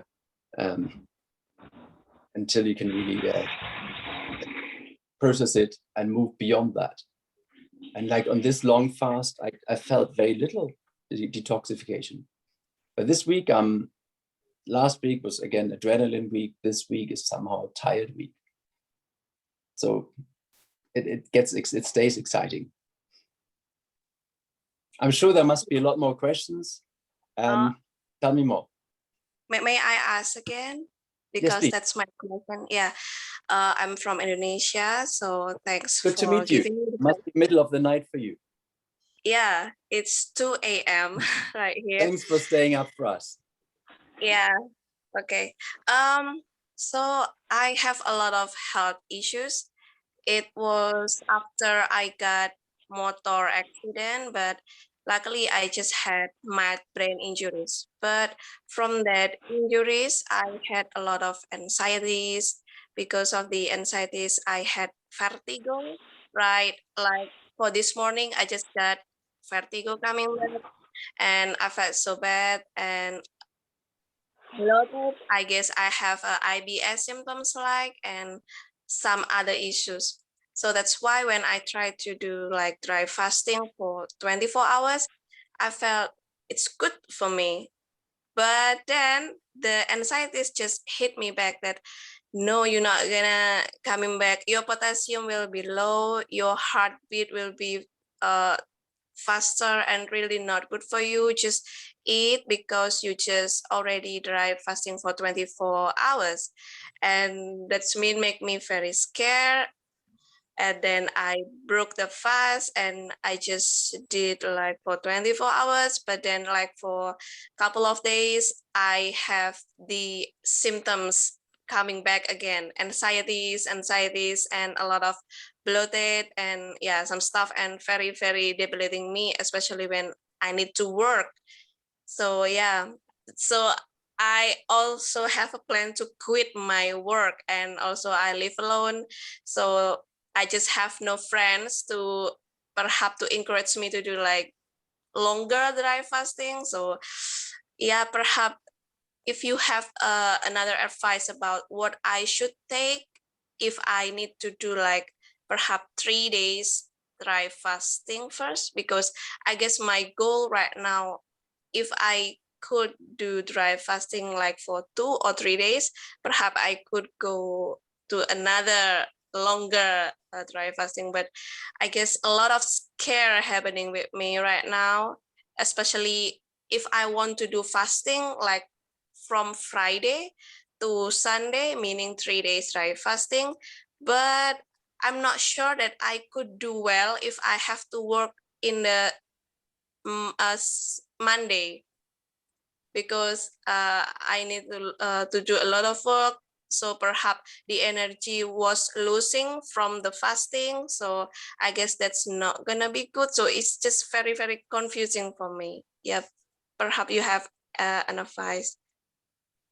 I'm really happy you share this with your group. It takes a lot of courage. So well done. I tell you, I've had 5 motorbike accidents as well. I'm a little bit crazy. I used to do I lived in Asia for a year and I almost killed myself a few times. So first of all, are you part of the group? Are you part of the WhatsApp group? So please reach out or reach me directly. Talk about it, because sometimes when you go through this, it's good when you have 2, 3, 4 people who support you. So thanks please a lot. It's very important because you shouldn't always have to face this alone. For me, for instance, there's certain foods that actually give me anxiety. Like when I eat sugar, I get nervous. My heart rate goes up. And that's something that I realized, like, you don't realize when you are in it, but I realized at some point when I went to restaurants, sometimes my heart rate went up like crazy. I was nervous. And sugar, for instance, does this for me. So try and test also if there's certain foods that do this. But if you have a trauma, like an accident, at some point you have to face it and process it. And if it's through a dry fast, then maybe you start on a Thursday rather than a Friday, and work through a Thursday and then do Friday, Saturday, and then have Sunday to recover. If dry fasting really helps you to process that trauma that you still have in your body, that would be good. But do that and discuss this with us, and we see what else helps. We might have some other ideas, you know. It's something powerful that affects you. It's a very powerful shock to your system because you almost lose your life. And in terms of work performance, I can tell you, I have COVID, this COVID isolation might help a bit, but I've worked through 10-day dry fasts, and you can. Physical work even. I walk 10 kilometers a day through a dry fast. So our body is a lot more resilient, and your body is a lot more resilient as well, but you have to learn to trust it. So push it in a safe environment like the weekend, one step at a time. And please PM us on WhatsApp. If you're part of the WhatsApp group, add us and ask us, and we'll walk with you through this process, because it's doable. And it's important for you because you need to get over that trauma to get back that confidence to really that you can conquer the world. And especially when you had head trauma, we need to be particularly careful. Okay, thank you. Just telling Actually, you, yeah. and we are with you on this. And please do reach out and speak to us, and we'll see if we come up, you know, for some good strategies, just specifically with you. Okay, thank you. Actually, I had 2 motor accidents, 2014 and 2017. And yeah, you are very, very correct that I have a lot of trauma, especially on my mental. And also, yeah. It's like a mental block, and you need to overcome it some way, and that is fine. Fasting is certainly one tool, because it forces you, it strips everything else away. In the end, it's the essence of you. It brings you back to your own essence. And sometimes I feel our body builds a cocoon. It builds like these layers up to protect ourselves, but it's also a cop-out. In the end, we have to confront ourselves because it's ourselves. And that's why a fast really helps you, but it brings up past traumas. I mean, I've had some crazy accidents, and I realized that I needed to go there as well. So it's a big trip towards yourself, and we'll walk this with you. Thank you very much for sharing, Lorna. Okay, thank you so much. And thanks for staying up. Tilman, I wanted to ask about bad breath, especially with water fasting. During the water fasting, there's some foul smell that comes out from your mouth. Do you have you gotten exactly what I'm referring to? Maybe I think it's keto breath, right? That everybody in ketosis knows it. I haven't noticed it so much. To be honest, it helps you. That's exactly right? right. Because we all work from home, and I've started having meetings again, but in the end, it's nothing we can do about, because our body basically loses its way through breathing, right? It converts fat into carbon dioxide, and that's it. And some byproducts. But you have this, it smells a little bit like ketone, paint stripper, whatever. That's just something we can't mask. If it's people that we work closely with, we just inform them and say, look, guys, I'm on a diet. And they say, look, I can see the results. Don't worry about it. As long as you're upfront about it. Very often I feel there's awkward situations that can be addressed so easily when you just tell your, look, guys, you can see I'm on a personal process. I'm on this diet. If I smell a little bit exotic, they will say, look, don't worry. We're so proud of, we see the results. Address it, and deal with it and move on, because it's a physical process that we cannot do nothing about. No amount of washing or mouthwash or whatever will change it, because these are actually just physical or chemical processes that do happen in our bodies. And their upfront communication is actually really good, because you basically get people on the team and they say, wow, thank you for communicating. Now I understand it. I've seen changes in you, and it inspires other people to ask questions. It breaks the ice. Okay, thank you. And maybe the person who just talked asked questions about how to start. It is a process. You got all you put the right track, and there's also the issue for trauma. You're going to see how to give a support. But the fasting journey is a process, so you just don't get into it abruptly.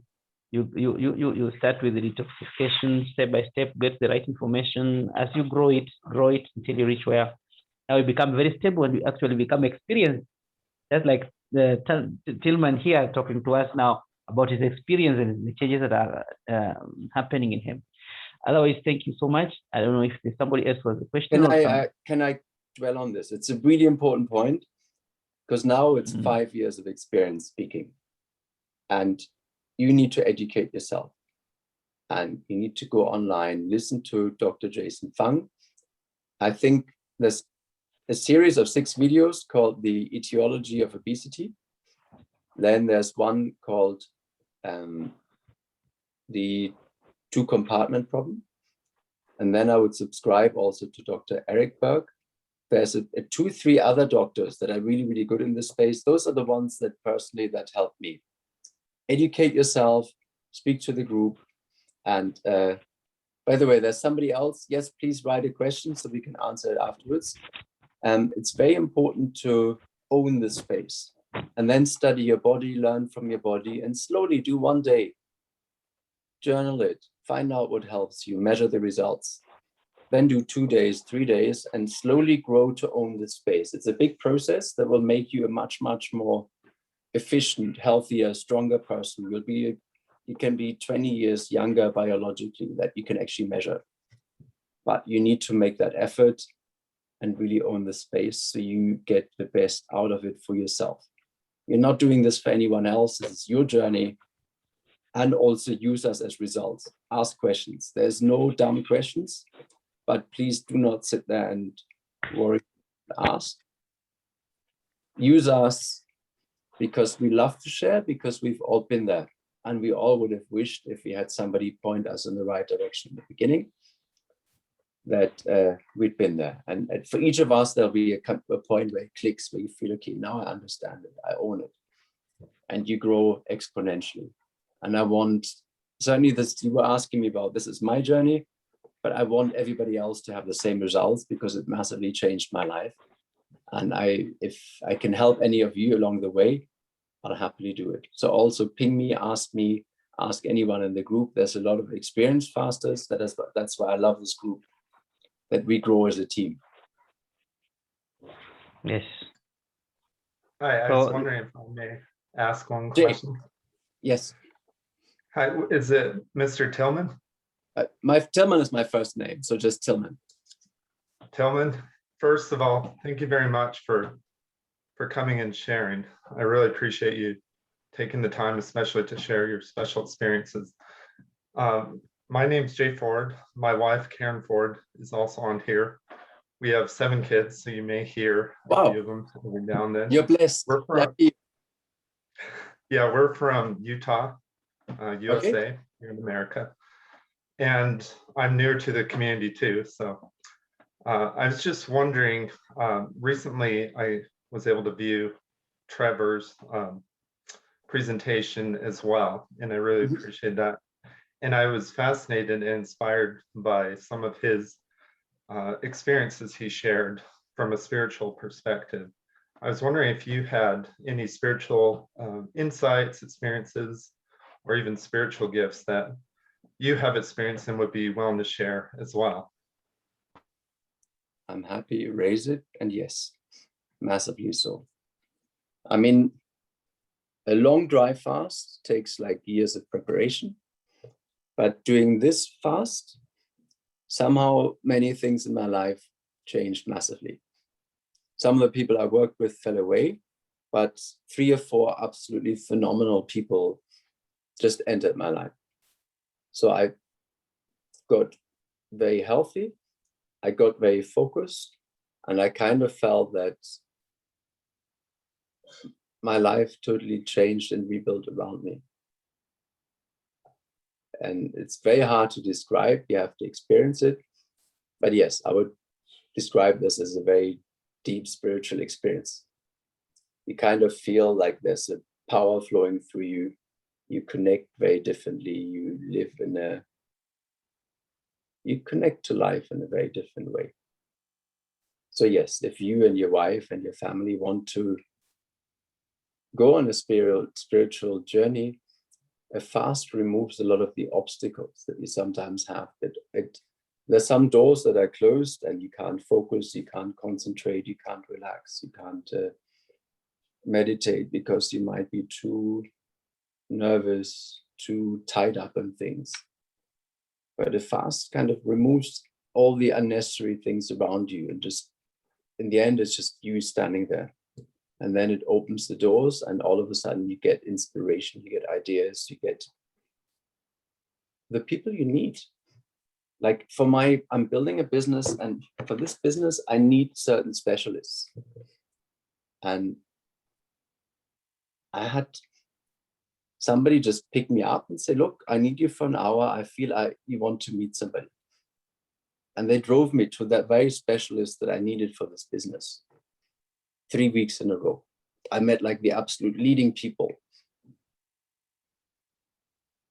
I didn't say it. I asked for it. I said, I want to meet these people. And they came into my life. So it makes your life, it takes a lot of discipline and it's a big sacrifice, but it gives you much, much more in return. So it might sound esoteric, but you were asking if it had a spiritual impact on my life. And I would say, yes, and massively so. And it is probably the biggest gift that you can make to yourself because it's your trip, it's your journey. Did that answer your question, Jake? Yes, like I said, I was just wondering from your perspective, especially through this, 55-day journey now, how it has impacted you. And I feel I've gained a better perspective now. So thank you very much. Yes, and it gets better every fast you do. But in this one in particular, you feel like your whole body is tingling the whole time because you're so euphoric and you're ecstatic because all these cool things are happening.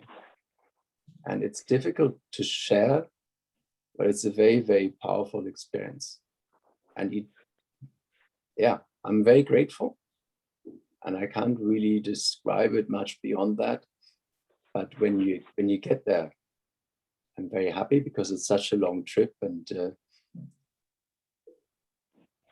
I'm very much looking forward to where this is going. To the extent where I discovered that I work with a lot of people in different countries, right?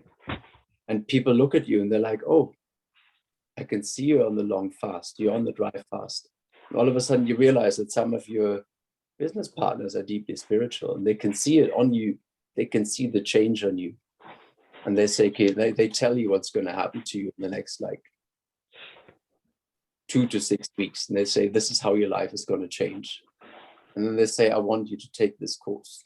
So you realize that some of the people that you've attracted into your life unknowingly years ago were actually also very spiritual, or they've also fasted for a long time.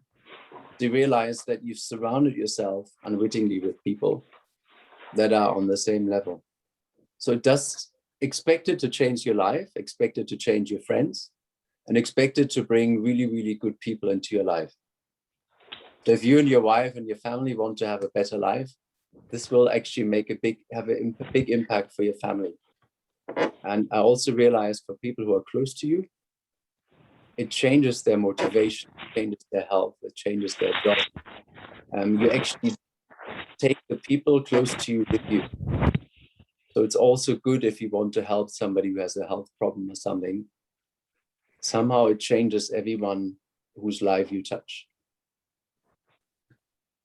I was going to ask too, do you feel like there was either a specific day or time range, you know, in this journey that you felt like you had like a spiritual breakthrough or gifts, things like that? Definitely starting from day 30. I mean, in every major religion, you have this 40-day fast, right? And last time I went to 38 days and I really felt I wanted to achieve the 40. But I really felt from day 30 onwards, things changed massively. And you're like on a different plane. So the time range that you mentioned, day 30 to any day after, day 30 to day 40 especially, is very powerful.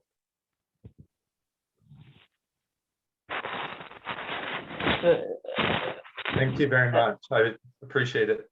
And if you want to, I hope you're part of the group. If you have any thoughts or questions, just reach out, ping me, because it's fun to share now. Because having been there, of course, you want to share it with everyone else. But it's such a nice experience. You want to make sure that everybody else gets to enjoy that as well. Because there's no point keeping it for yourself. It's much more fun when all of us get there, you know? Exactly. My wife's in the group and I'll definitely join. Thank you. Thank you very much for reaching out, and regards to you and your lovely little clan. Thank you. I look forward to hearing more. Good. Thank you, Dave. Tilman, can I ask two maybe philosophical questions? Of course.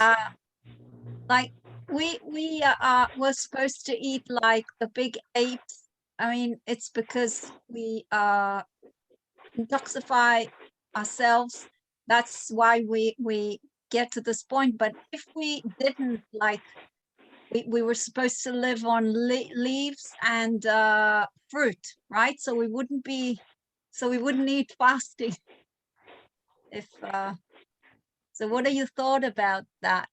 Like, I think there comes a point when it doesn't matter so much what you put into your body, but what comes into your mouth, but what comes out of your mouth. You know, there's a biblical story there.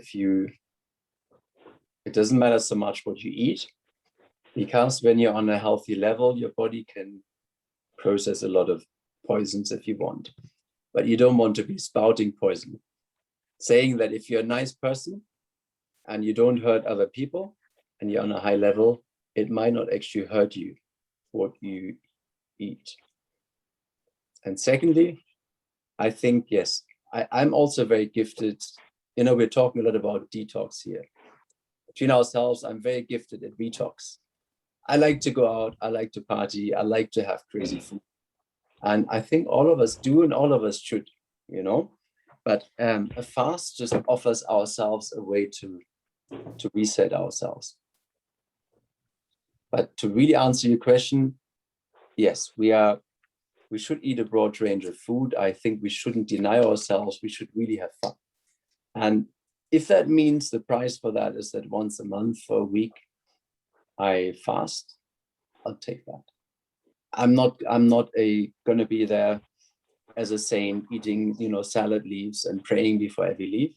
I want all of us to enjoy life and not deny ourselves. But a fast is a tool for all of us to reset, because in the end, we want to be around for another 60, 70 years, want to be strong and healthy. And a fast is one of the tools in our toolbox to achieve that. So let's not be dogmatists. Let's use it as a tool. Let's enjoy the benefits, because there are many, many strong benefits. And that will help us to inspire ourselves and be healthy. And I think when you are on a really happy level, your body is somehow more resilient. So no matter what you put into it, it will be much better at responding and much stronger. Did that answer your question? Yeah, apparently we're very strong. You know, people all around eat all this junk food and still manage to live long, pretty long lives. So I was just wondering. And another question is UT, urine therapy. What do you know about it? I believe it works. I believe it works because our urine contains a lot of stem cells, and some people who it basically regenerates you by just picking up stem cells again. I haven't practiced it because there's something inside of me that doesn't want to do it. I believe it works and it can really rejuvenate you, and people swear by it. But have I done it myself? I haven't, and I'm not sure if I'll start it. And then, even if I were to start it, I'm not sure if I would do an online seminar about it, because it's a very personal matter. But I have heard good things about it, and I've heard that people swear by it. Same that I know that I have a lot of friends that swear about doing enemas because it cleans you from inside. But somehow these two things I haven't added to my toolkit yet. So there are 2 blanks in my toolkit, and I don't know if I'll ever try it. My honest answer. Thank you very much, Tilman. Thank you very much. Can I add some maybe a contribution to the first question? Mm-hmm. About just taking fruits and leaves? I think from the biblical perspective, that is what exactly Adam and Eve were to eat. They were given fruits. They were given fruits to eat them. But then, if you look at our world today, there's a lot of pollution. Even sometimes those fruits. I got some article this time talking about even the fruits that we think we are eating. Some of them have a lot of chemicals. Yeah. A hormone. Yeah. So you find that we are trying to avoid, and we are finding them where you are running to. That's exactly the place where they have also a lot of those chemicals. They're called this kind of GMO. You find so many GMOs in the markets, the vegetable markets, and everywhere. But there's something else that comes to my mind, because Dr. Fidelov, after a long time of practicing dry fast for healing, for medical reasons, realized that it is not working alone. Dry fast also works with nutrition. And I think there's a book that he wrote later after that first book. Well, they have 3 books, I think, by now. He wrote a book about nutrition, just making sure that people know that the fast also goes with nutrition. That's why when you get out from the fast, you need also to feed your body the right thing. You give the body what it really needs, not what you have been taking, the ones we're calling junk. And it goes in that line of fruits, and maybe some herbs, kind of, we call them vegetables on that line. That's what you're recommending. Now, I've not read the book, is still in Russian. We need to find out, maybe if somebody will get to us and know what is going on. So there's that balancing where what you take in must also be clean. And then there's also the part the fasting plays in, even if you are clean, because even there are some sediments, there are some things that there must be some remains of something, even in the clean things that we are taking, in the fruits, there must be some things that must have gotten into our system wrongly, or even the environment where we stay in cities, there are a lot of pollutions outside there.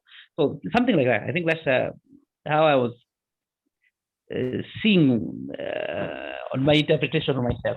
Okay. I think there's another. Yeah, you're most welcome. Is there any other more questions? I think there's one more point I had on my list, was just exercise. There's always people who say, I would say for an extended dry fast, I do understand that with some rest more and more. For an extended fast, some people say you shouldn't exercise at all. I've had fasts at the beginning where I did high intensity training, calisthenics, body weight exercises for certainly the first 14, 15 days. Personally, I think exercise is not bad. It doesn't really interfere with any spiritual process. I certainly go walking because I have to, because I have a little accountability partner, a golden retriever, and she doesn't care if I'm fasting or not. She will take me for 2 hours, and I do have to walk, and that kind of helps me just clean my mind. So I would say exercise is a great thing, and I would continue doing it throughout the fast. I would maybe switch from weights and high intensity to walking. I never discovered walking for myself. I always thought it was very boring. I was always too focused on speed and physical exercise. But I certainly discovered it's a low impact exercise. If you have a beach or mountains or somewhere to walk, I would certainly do 2 or 3 hour walks. Get yourself a beautiful audiobook and just listen to great books or great news while you walk. And it just keeps especially your lymphatic system. It's very, very hard work for your body while you fast. And it needs to really be kept in flow. So when you do walk, it certainly achieves that. And that's why I would say low impact exercise like walking really, really is good for you, especially like for 2 or 3 hours while you listen to some just great books, something to entertain your mind. And it's part of the process as well. Certainly for me, no matter if I've slept for 2 hours, I will go for a 2 hour walk because it really, really, really makes you, regenerates you. I think that was the last point I had on the major learnings on the list. Okay, what about your dreams? Because there's somebody who was talking about, somebody asked you from Utah. He asked about your spiritual experiences. Gave him a very candid answer. Thank you for that. But how about your dreams? Have you seen anything in your dreams that is changed? Maybe, sometimes some dreams give us horror or anxiety, fear, things like that. Do you have dreams that are now more calm, peaceful, giving you direction, maybe instructions? Because there's so much, for me, I'm feeling like you are pulling me. You have too much power and love. Somebody actually has commented here. Let me just read for you the comments about your voice. Somebody is saying that your voice is quite soft. Is it always usual that way? Always throughout? Do you have this voice always? And let me just read it. It has always been no, I won't be getting it very fast. Let me just get. I have noticed that your voice is really soft and peaceful. Have you always been like that, or is it the fasting? It makes one connect in a more spiritual way too. Even me, I'm just feeling like you should not end this meeting because it's like, and you are flowing very calm. You can feel you very calm. We are going. So, what about your dreams? Have you seen anything in those dreams? And maybe that before we conclude reading, because I still feel I have 2 more questions. 2 more questions. All right. I mean, the dream is an interesting one. To be honest, I've had virtually 0 dreams because I haven't really slept enough because I had a lot on my plate, and then you're just gone. But I slept very, very deeply and I always feel very refreshed. But this time I haven't had any dreams I can remember. But I felt very calm. On previous fasts, I had more intensive dreams, but then I felt I had a lot more detoxing to do. And regarding the voice, I've always had a voice like this, but I always appeared very calm, but I always had this volcano inside. I've always been very tense and nervous inside and very aware of my environment. And I would always absorb my environment. And I kind of feel like since I've been on this fast, that I have this like shield around me. So it doesn't bother me what's happening around me, no matter what storm or what pressure or what people put on me. It doesn't bother me in the same way as before. So this is why I feel so relaxed and calm. It's given me a really, really deep calm. And that's probably the greatest gift you all can make to yourself on an extended fast. That it just gives you complete control about your thoughts and emotions. And or at least an inroads on how to do it. And it just gives you serenity and calm. That's the one thing I love. It's like this serene, you're calm, you're quiet, and you're so happy. And people see that and they reflect it back at you. So people you meet, you get in touch with very different people, and the feedback is absolutely amazing because they say, I feel your energy, and they open up to you. Like people you'd never expect open up and share their experiences with you. I've had this like 3 or 4 times now, that you meet kindred spirits now who are on the same path, because they see you and they see that you're, and they feel that you're on that path, and they share with you. So we'll open a lot of doors to friends that you had no idea you had, with people you've met once or twice in your life, or like tough business people. Just say, oh, I can see you on that path. I'm on that path too. And you're like, wow, I would have never guessed. So it will really enrich your life in other ways as well. So that's why it's a very, very great journey for you yourself and for your environment. Thank you. And Tilman, what comes in my heart tonight is that this message should reach every part of the world, because this is what we call good news. If there's anything we have in this world that is the best news, it's this one. And we have a barrier, and that barrier is language. There are some people who have who speak different from English. So I'm feeling like we need to get some, maybe work on translations, maybe things like that, so that this message can reach the rest of the world, those Spanish speaking, the Chinese, every part of the Japanese, every other part of the world, French, and not be forgotten. Like in Africa, we have French, Spanish, a little of it, but a lot of English and some Arabic, South Arabian, and Swahili. So we think of, I'm thinking of. You're from Africa. I'm from East Africa, so here we have Swahili. Swahili somehow in about 4 or 5 nations here. Mm-hmm. And there was when we were with Trevor, you brought some point of funding. Do you remember something like that? I'm working on this. Give me another month or 2, because I think it's important that we found. I like Trevor, and I think the English gentleman called Peter was raising a point about having training centers where we teach fasting. And I have a friend in the US who's talking about the same. And you shouldn't really charge for this, but I need to create some vehicles and some funding. And when I have this, then we can talk about translations. We can talk about places where we actually teach this and give everyone access to it. But I will approach you once I have this sorted. That's why I have many sleepless nights. I've been working with investors on projects, and I need to generate a lot of extra funds. Then I can do this myself. I don't like to ask for funds. It's much better if we generate it. And then we can start supporting these initiatives. It's noted, and I'm working on it. And I will actually come towards you, because I'm sure you'd love to do something in this direction. So you and Arik and I have a conversation and see how we move forward. Wow, thank you. Much love from East Africa. Just love you, brother. It's important. Yeah, thank you so much. So one final point, I think, was preparation. Technically, because it's a water fast, you don't need any preparation. Don't worry about, I saw one question further up about supplementation.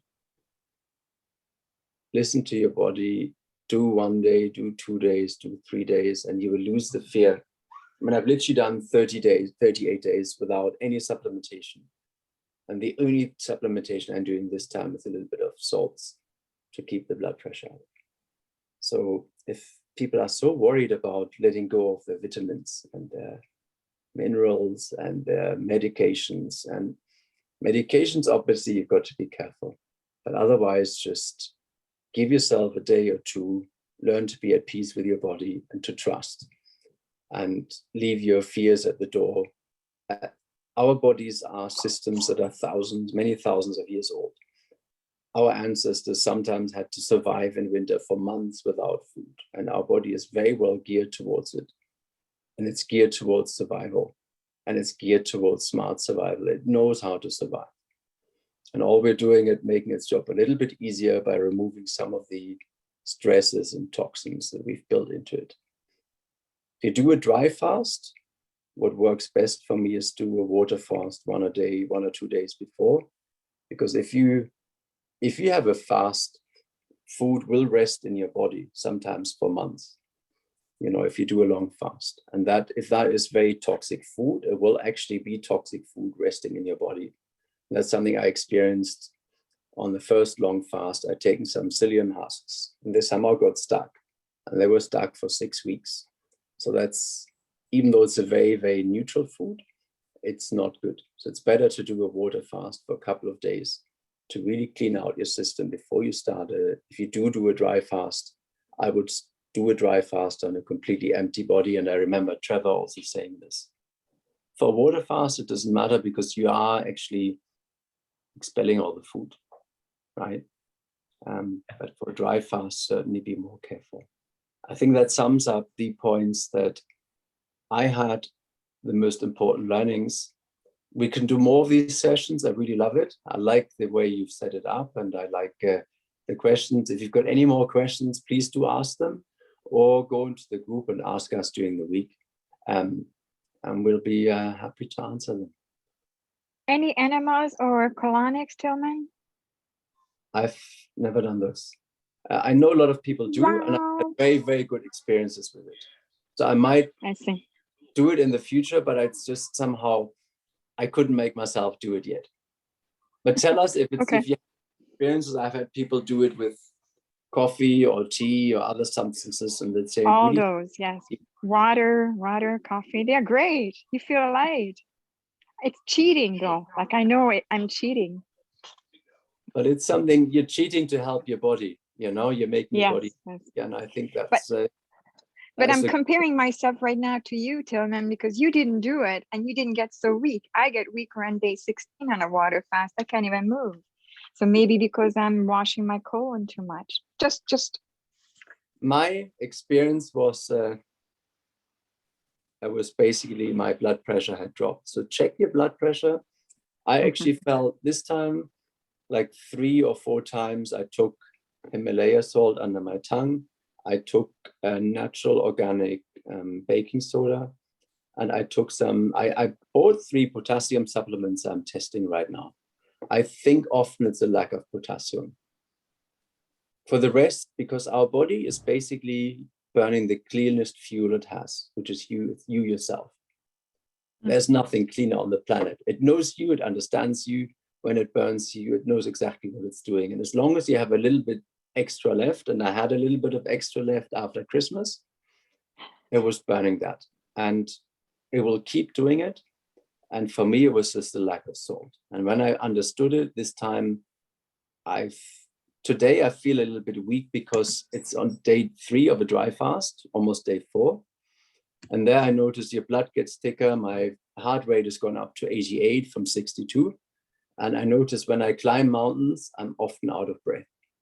So this is just the price to pay. But I'm not a masochist, but I kind of realized this is the price to pay. I have to go through it. And my retriever just pushes me up the mountain anyway. She's like, okay, gotta go. There's, smelly stuff I need to sniff at the top. So she just pushed me all the way to the top. There are just some valleys you have to cross and go through. But if you have stuff like this, let's test it, Yeah. I wonder if the colonics, like I have a really nice setup at home to wash my colon with like 20 liters of pure water. Maybe I'm weakening myself by removing everything. I was wondering, I'm just, putting it out into everybody else who has experience with that. And it's so hard to let go of that. But because you're doing it with no enemas, I should try it because maybe I feel better, stronger. I've never done it, but I have some of my friends in the US that absolutely swear by it. So I can't speak to them. And important point, let's look into it and see what wonderful. Is. From your side, look, especially potassium supplements. I got some no salt that Trevor recommended. Me too. After the last call, and I got 3 different kinds of potassium, and I'll tell you, I think a citrate, a chlorate, and another one. So I'm going to tell you which one works best. So after great. I ordered it straight after the call, so I'll tell you which one works best. Me too.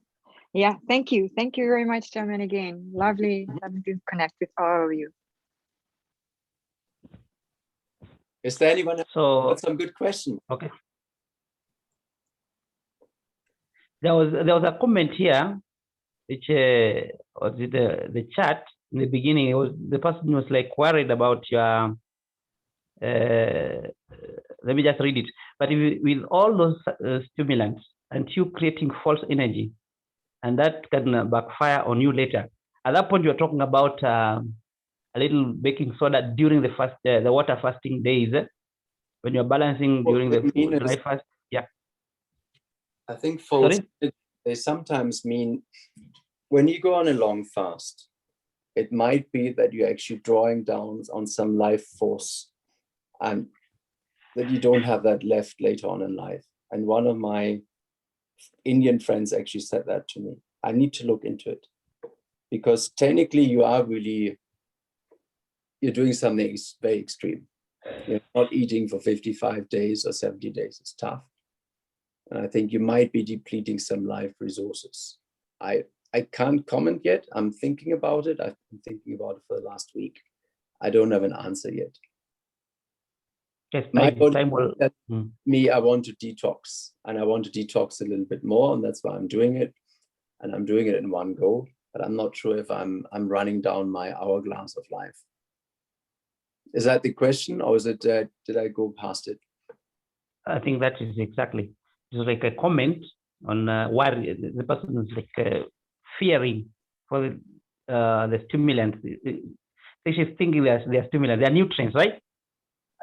She was calling them new stimulants, but I think those things are.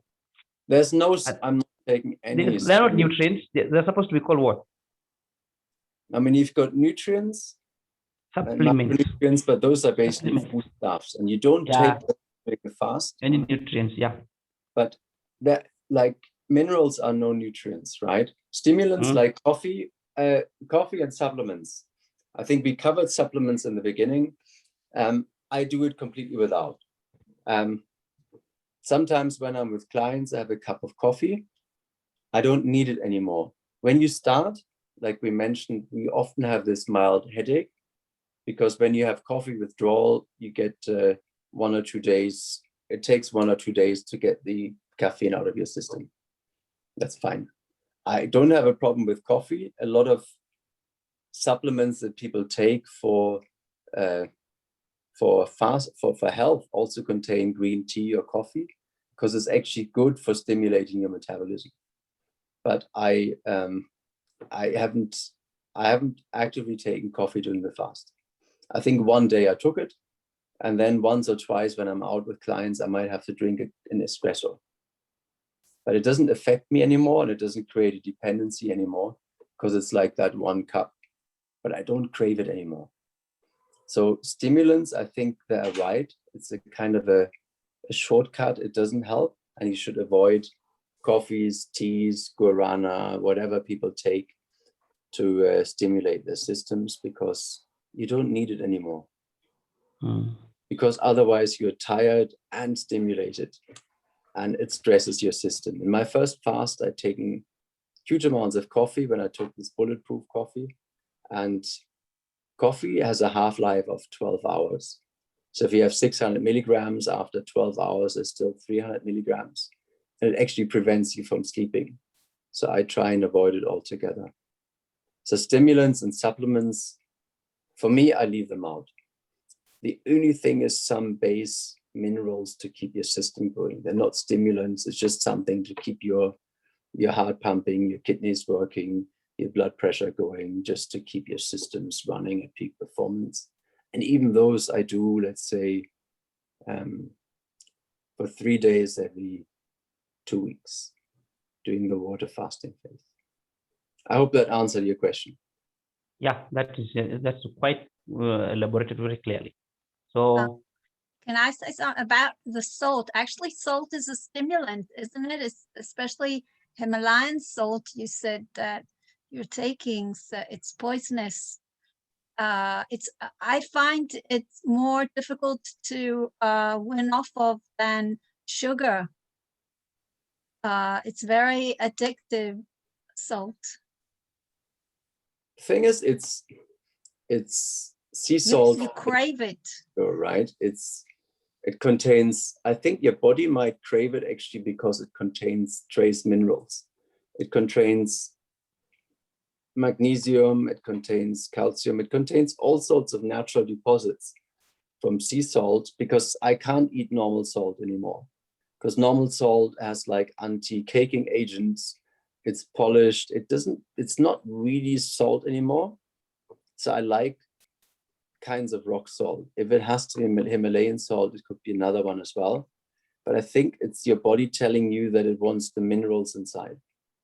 Because then there's a difference between organic and inorganic salt and minerals in general, like calcium, because it builds up in your system and you get arthritis and calcification. That's what it causes, the inorganic minerals. The body has no use for them. You need the organic minerals from fruit, vegetables. That's what I understood. I need to look into that, because I only realized like a couple of years ago what a difference good salt makes, even on the taste, right? You know, you have real salt is super tasty, and then you realize that normal industrial salt tastes very flat. The other salt that I usually use is just from the Camargue or somewhere when they have these open basins and they dry the sea salt. You know, I have either Maldon sea salt from England or dried sea salt, and I kind of feel that it's the trace minerals in that salt which give it that unique taste, and that also kind of feed minerals into your body. That's the point about distilled waters, that you don't have all the minerals, the inorganic minerals. There was a wonderful book that was posted in the group about salt and all the harmful things about inorganic salt, because there's a chloride, I forgot the name, sodium chloride, and there's just sodium. There's a big difference, the organic and inorganic salt. And they say Himalayan salt is not good, is the worst. Can you do me a favor and post I'll this? send you. I want to read up for it, because that is definitely something I want to learn. So yeah. I love feedback from everyone who's got these ideas. It was posted here, and I read it, and all the damages that salt causes. So I was surprised when you said you take salt inorganic. There's a big difference between organic and inorganic. And you know what? Very happy I learned about it. Please send it to me and I'll read up on it and I'll adjust, because I'm very open to learning, because it's so pleasure. That's why we have this group. Yeah, I posted it on the group in the group a few times, and I'll send it. You're in the group, right? Yes, I am in the group. So Tilman. Please send it. Okay. It's the +4176 number. So just post whatever interesting links you have. I'm very open to learning. I love reading, and I use 2 or 3 hours a day when I have time just to listen to read. It's marvelous. I really loved it, this book. And all right, what did you say the number was? Just for all of you, it's +4176 342 3433. Okay, Tilman, right? Tilman, Tilman. Okay, I will. Thank you so much. Okay. Thank you. Are there any more questions? You've been a very loyal audience this evening. I really appreciate it. I hope it was interesting. I think very interesting. interesting. 2.5 hours, literally to the minute. It's 2100 now. Exactly. Really appreciate the support and your patience. I hope it's been interesting and valuable. It's been my journey. It will go on a little bit longer. And any questions you have, really do reach out, because it's been a wonderful journey for me, and I'd be very happy if you get to experience the same. Thank you very much. You're very inspiring. It's nice to hear from other people's experience and advice they have, tips, suggestions. Thank you very much for sharing. Thank you for sharing, Tilman. Likewise to all of you. I really appreciate it. Have a wonderful Sunday. And Arika, great to see you again. Arik. Thank you. Yeah, thank you very much. Just a moment. Okay. Maybe, okay, I don't know how to operate. We had some confusion with the hosting. So anyway, thank you so much. I will listen to it again. I'm sorry, I will listen to it afterwards because I wasn't present. But I understood that it was really, really inspiring. So thank you so much. Thank you so much. And if you do post it on YouTube, just let me know the link. Because sure. Then we can share it and we can build our knowledge base. I see you have a very interesting channel with Thank you very much. Sorts of elements. Thank you very, very much. Thank you. Bye-bye, everyone. Yeah, bye. Thank you. Bye-bye. And Frederick, thank you very much for organizing this prolonged fasting group and for organizing this webinar. It was the work of Frederick, not mine. So. Oh, Frederick. Yeah. Thank you, Tilman. Thank you. Thank you. Okay. We are going to put it in both our YouTube channels. We are going to send those the links. And I think in this webinar, I've seen there are 2-3 things that I've just like in summary that we have gotten here. In your the new ones that are very clean and clear from Tilman is that you are when you are fasting, you're not only helping yourself, you're also helping your people around you. Yes. Another thing is that came so clearly is that you find that you find some new good things. There's something that you talked about, like you're just wishing something, and then you find it happening, a connection from other people. I think that is so powerful. And lastly, he also talked about the issue of creating a new environment for these people so that people get well. People come into your presence, they get, if they have problems with their stress, it's gone. If they have problems with confusion, it's gone. So in summary, this is what Tilman has talked about. And then he has also talked about the all that is now making me feel like not to stop, but we have to stop anyway because of time. That after you have fasted for some time, when you start to fast, it becomes like a very difficult thing, like death. And then later you realize that it becomes so nice that you don't want again to stop. So we had all those things in this meeting and more. When you are have time, share with others the links. We are going to send them. Thank you so much, Arik. Thank you, Tilman, again. And we are going to connect this much. God bless you, everybody who's participated by asking questions. Thank you. Thank you. Thank you so much. We say shalom. Okay. Shalom. Thank you. Shalom. Shalom. Bye-bye. Bye.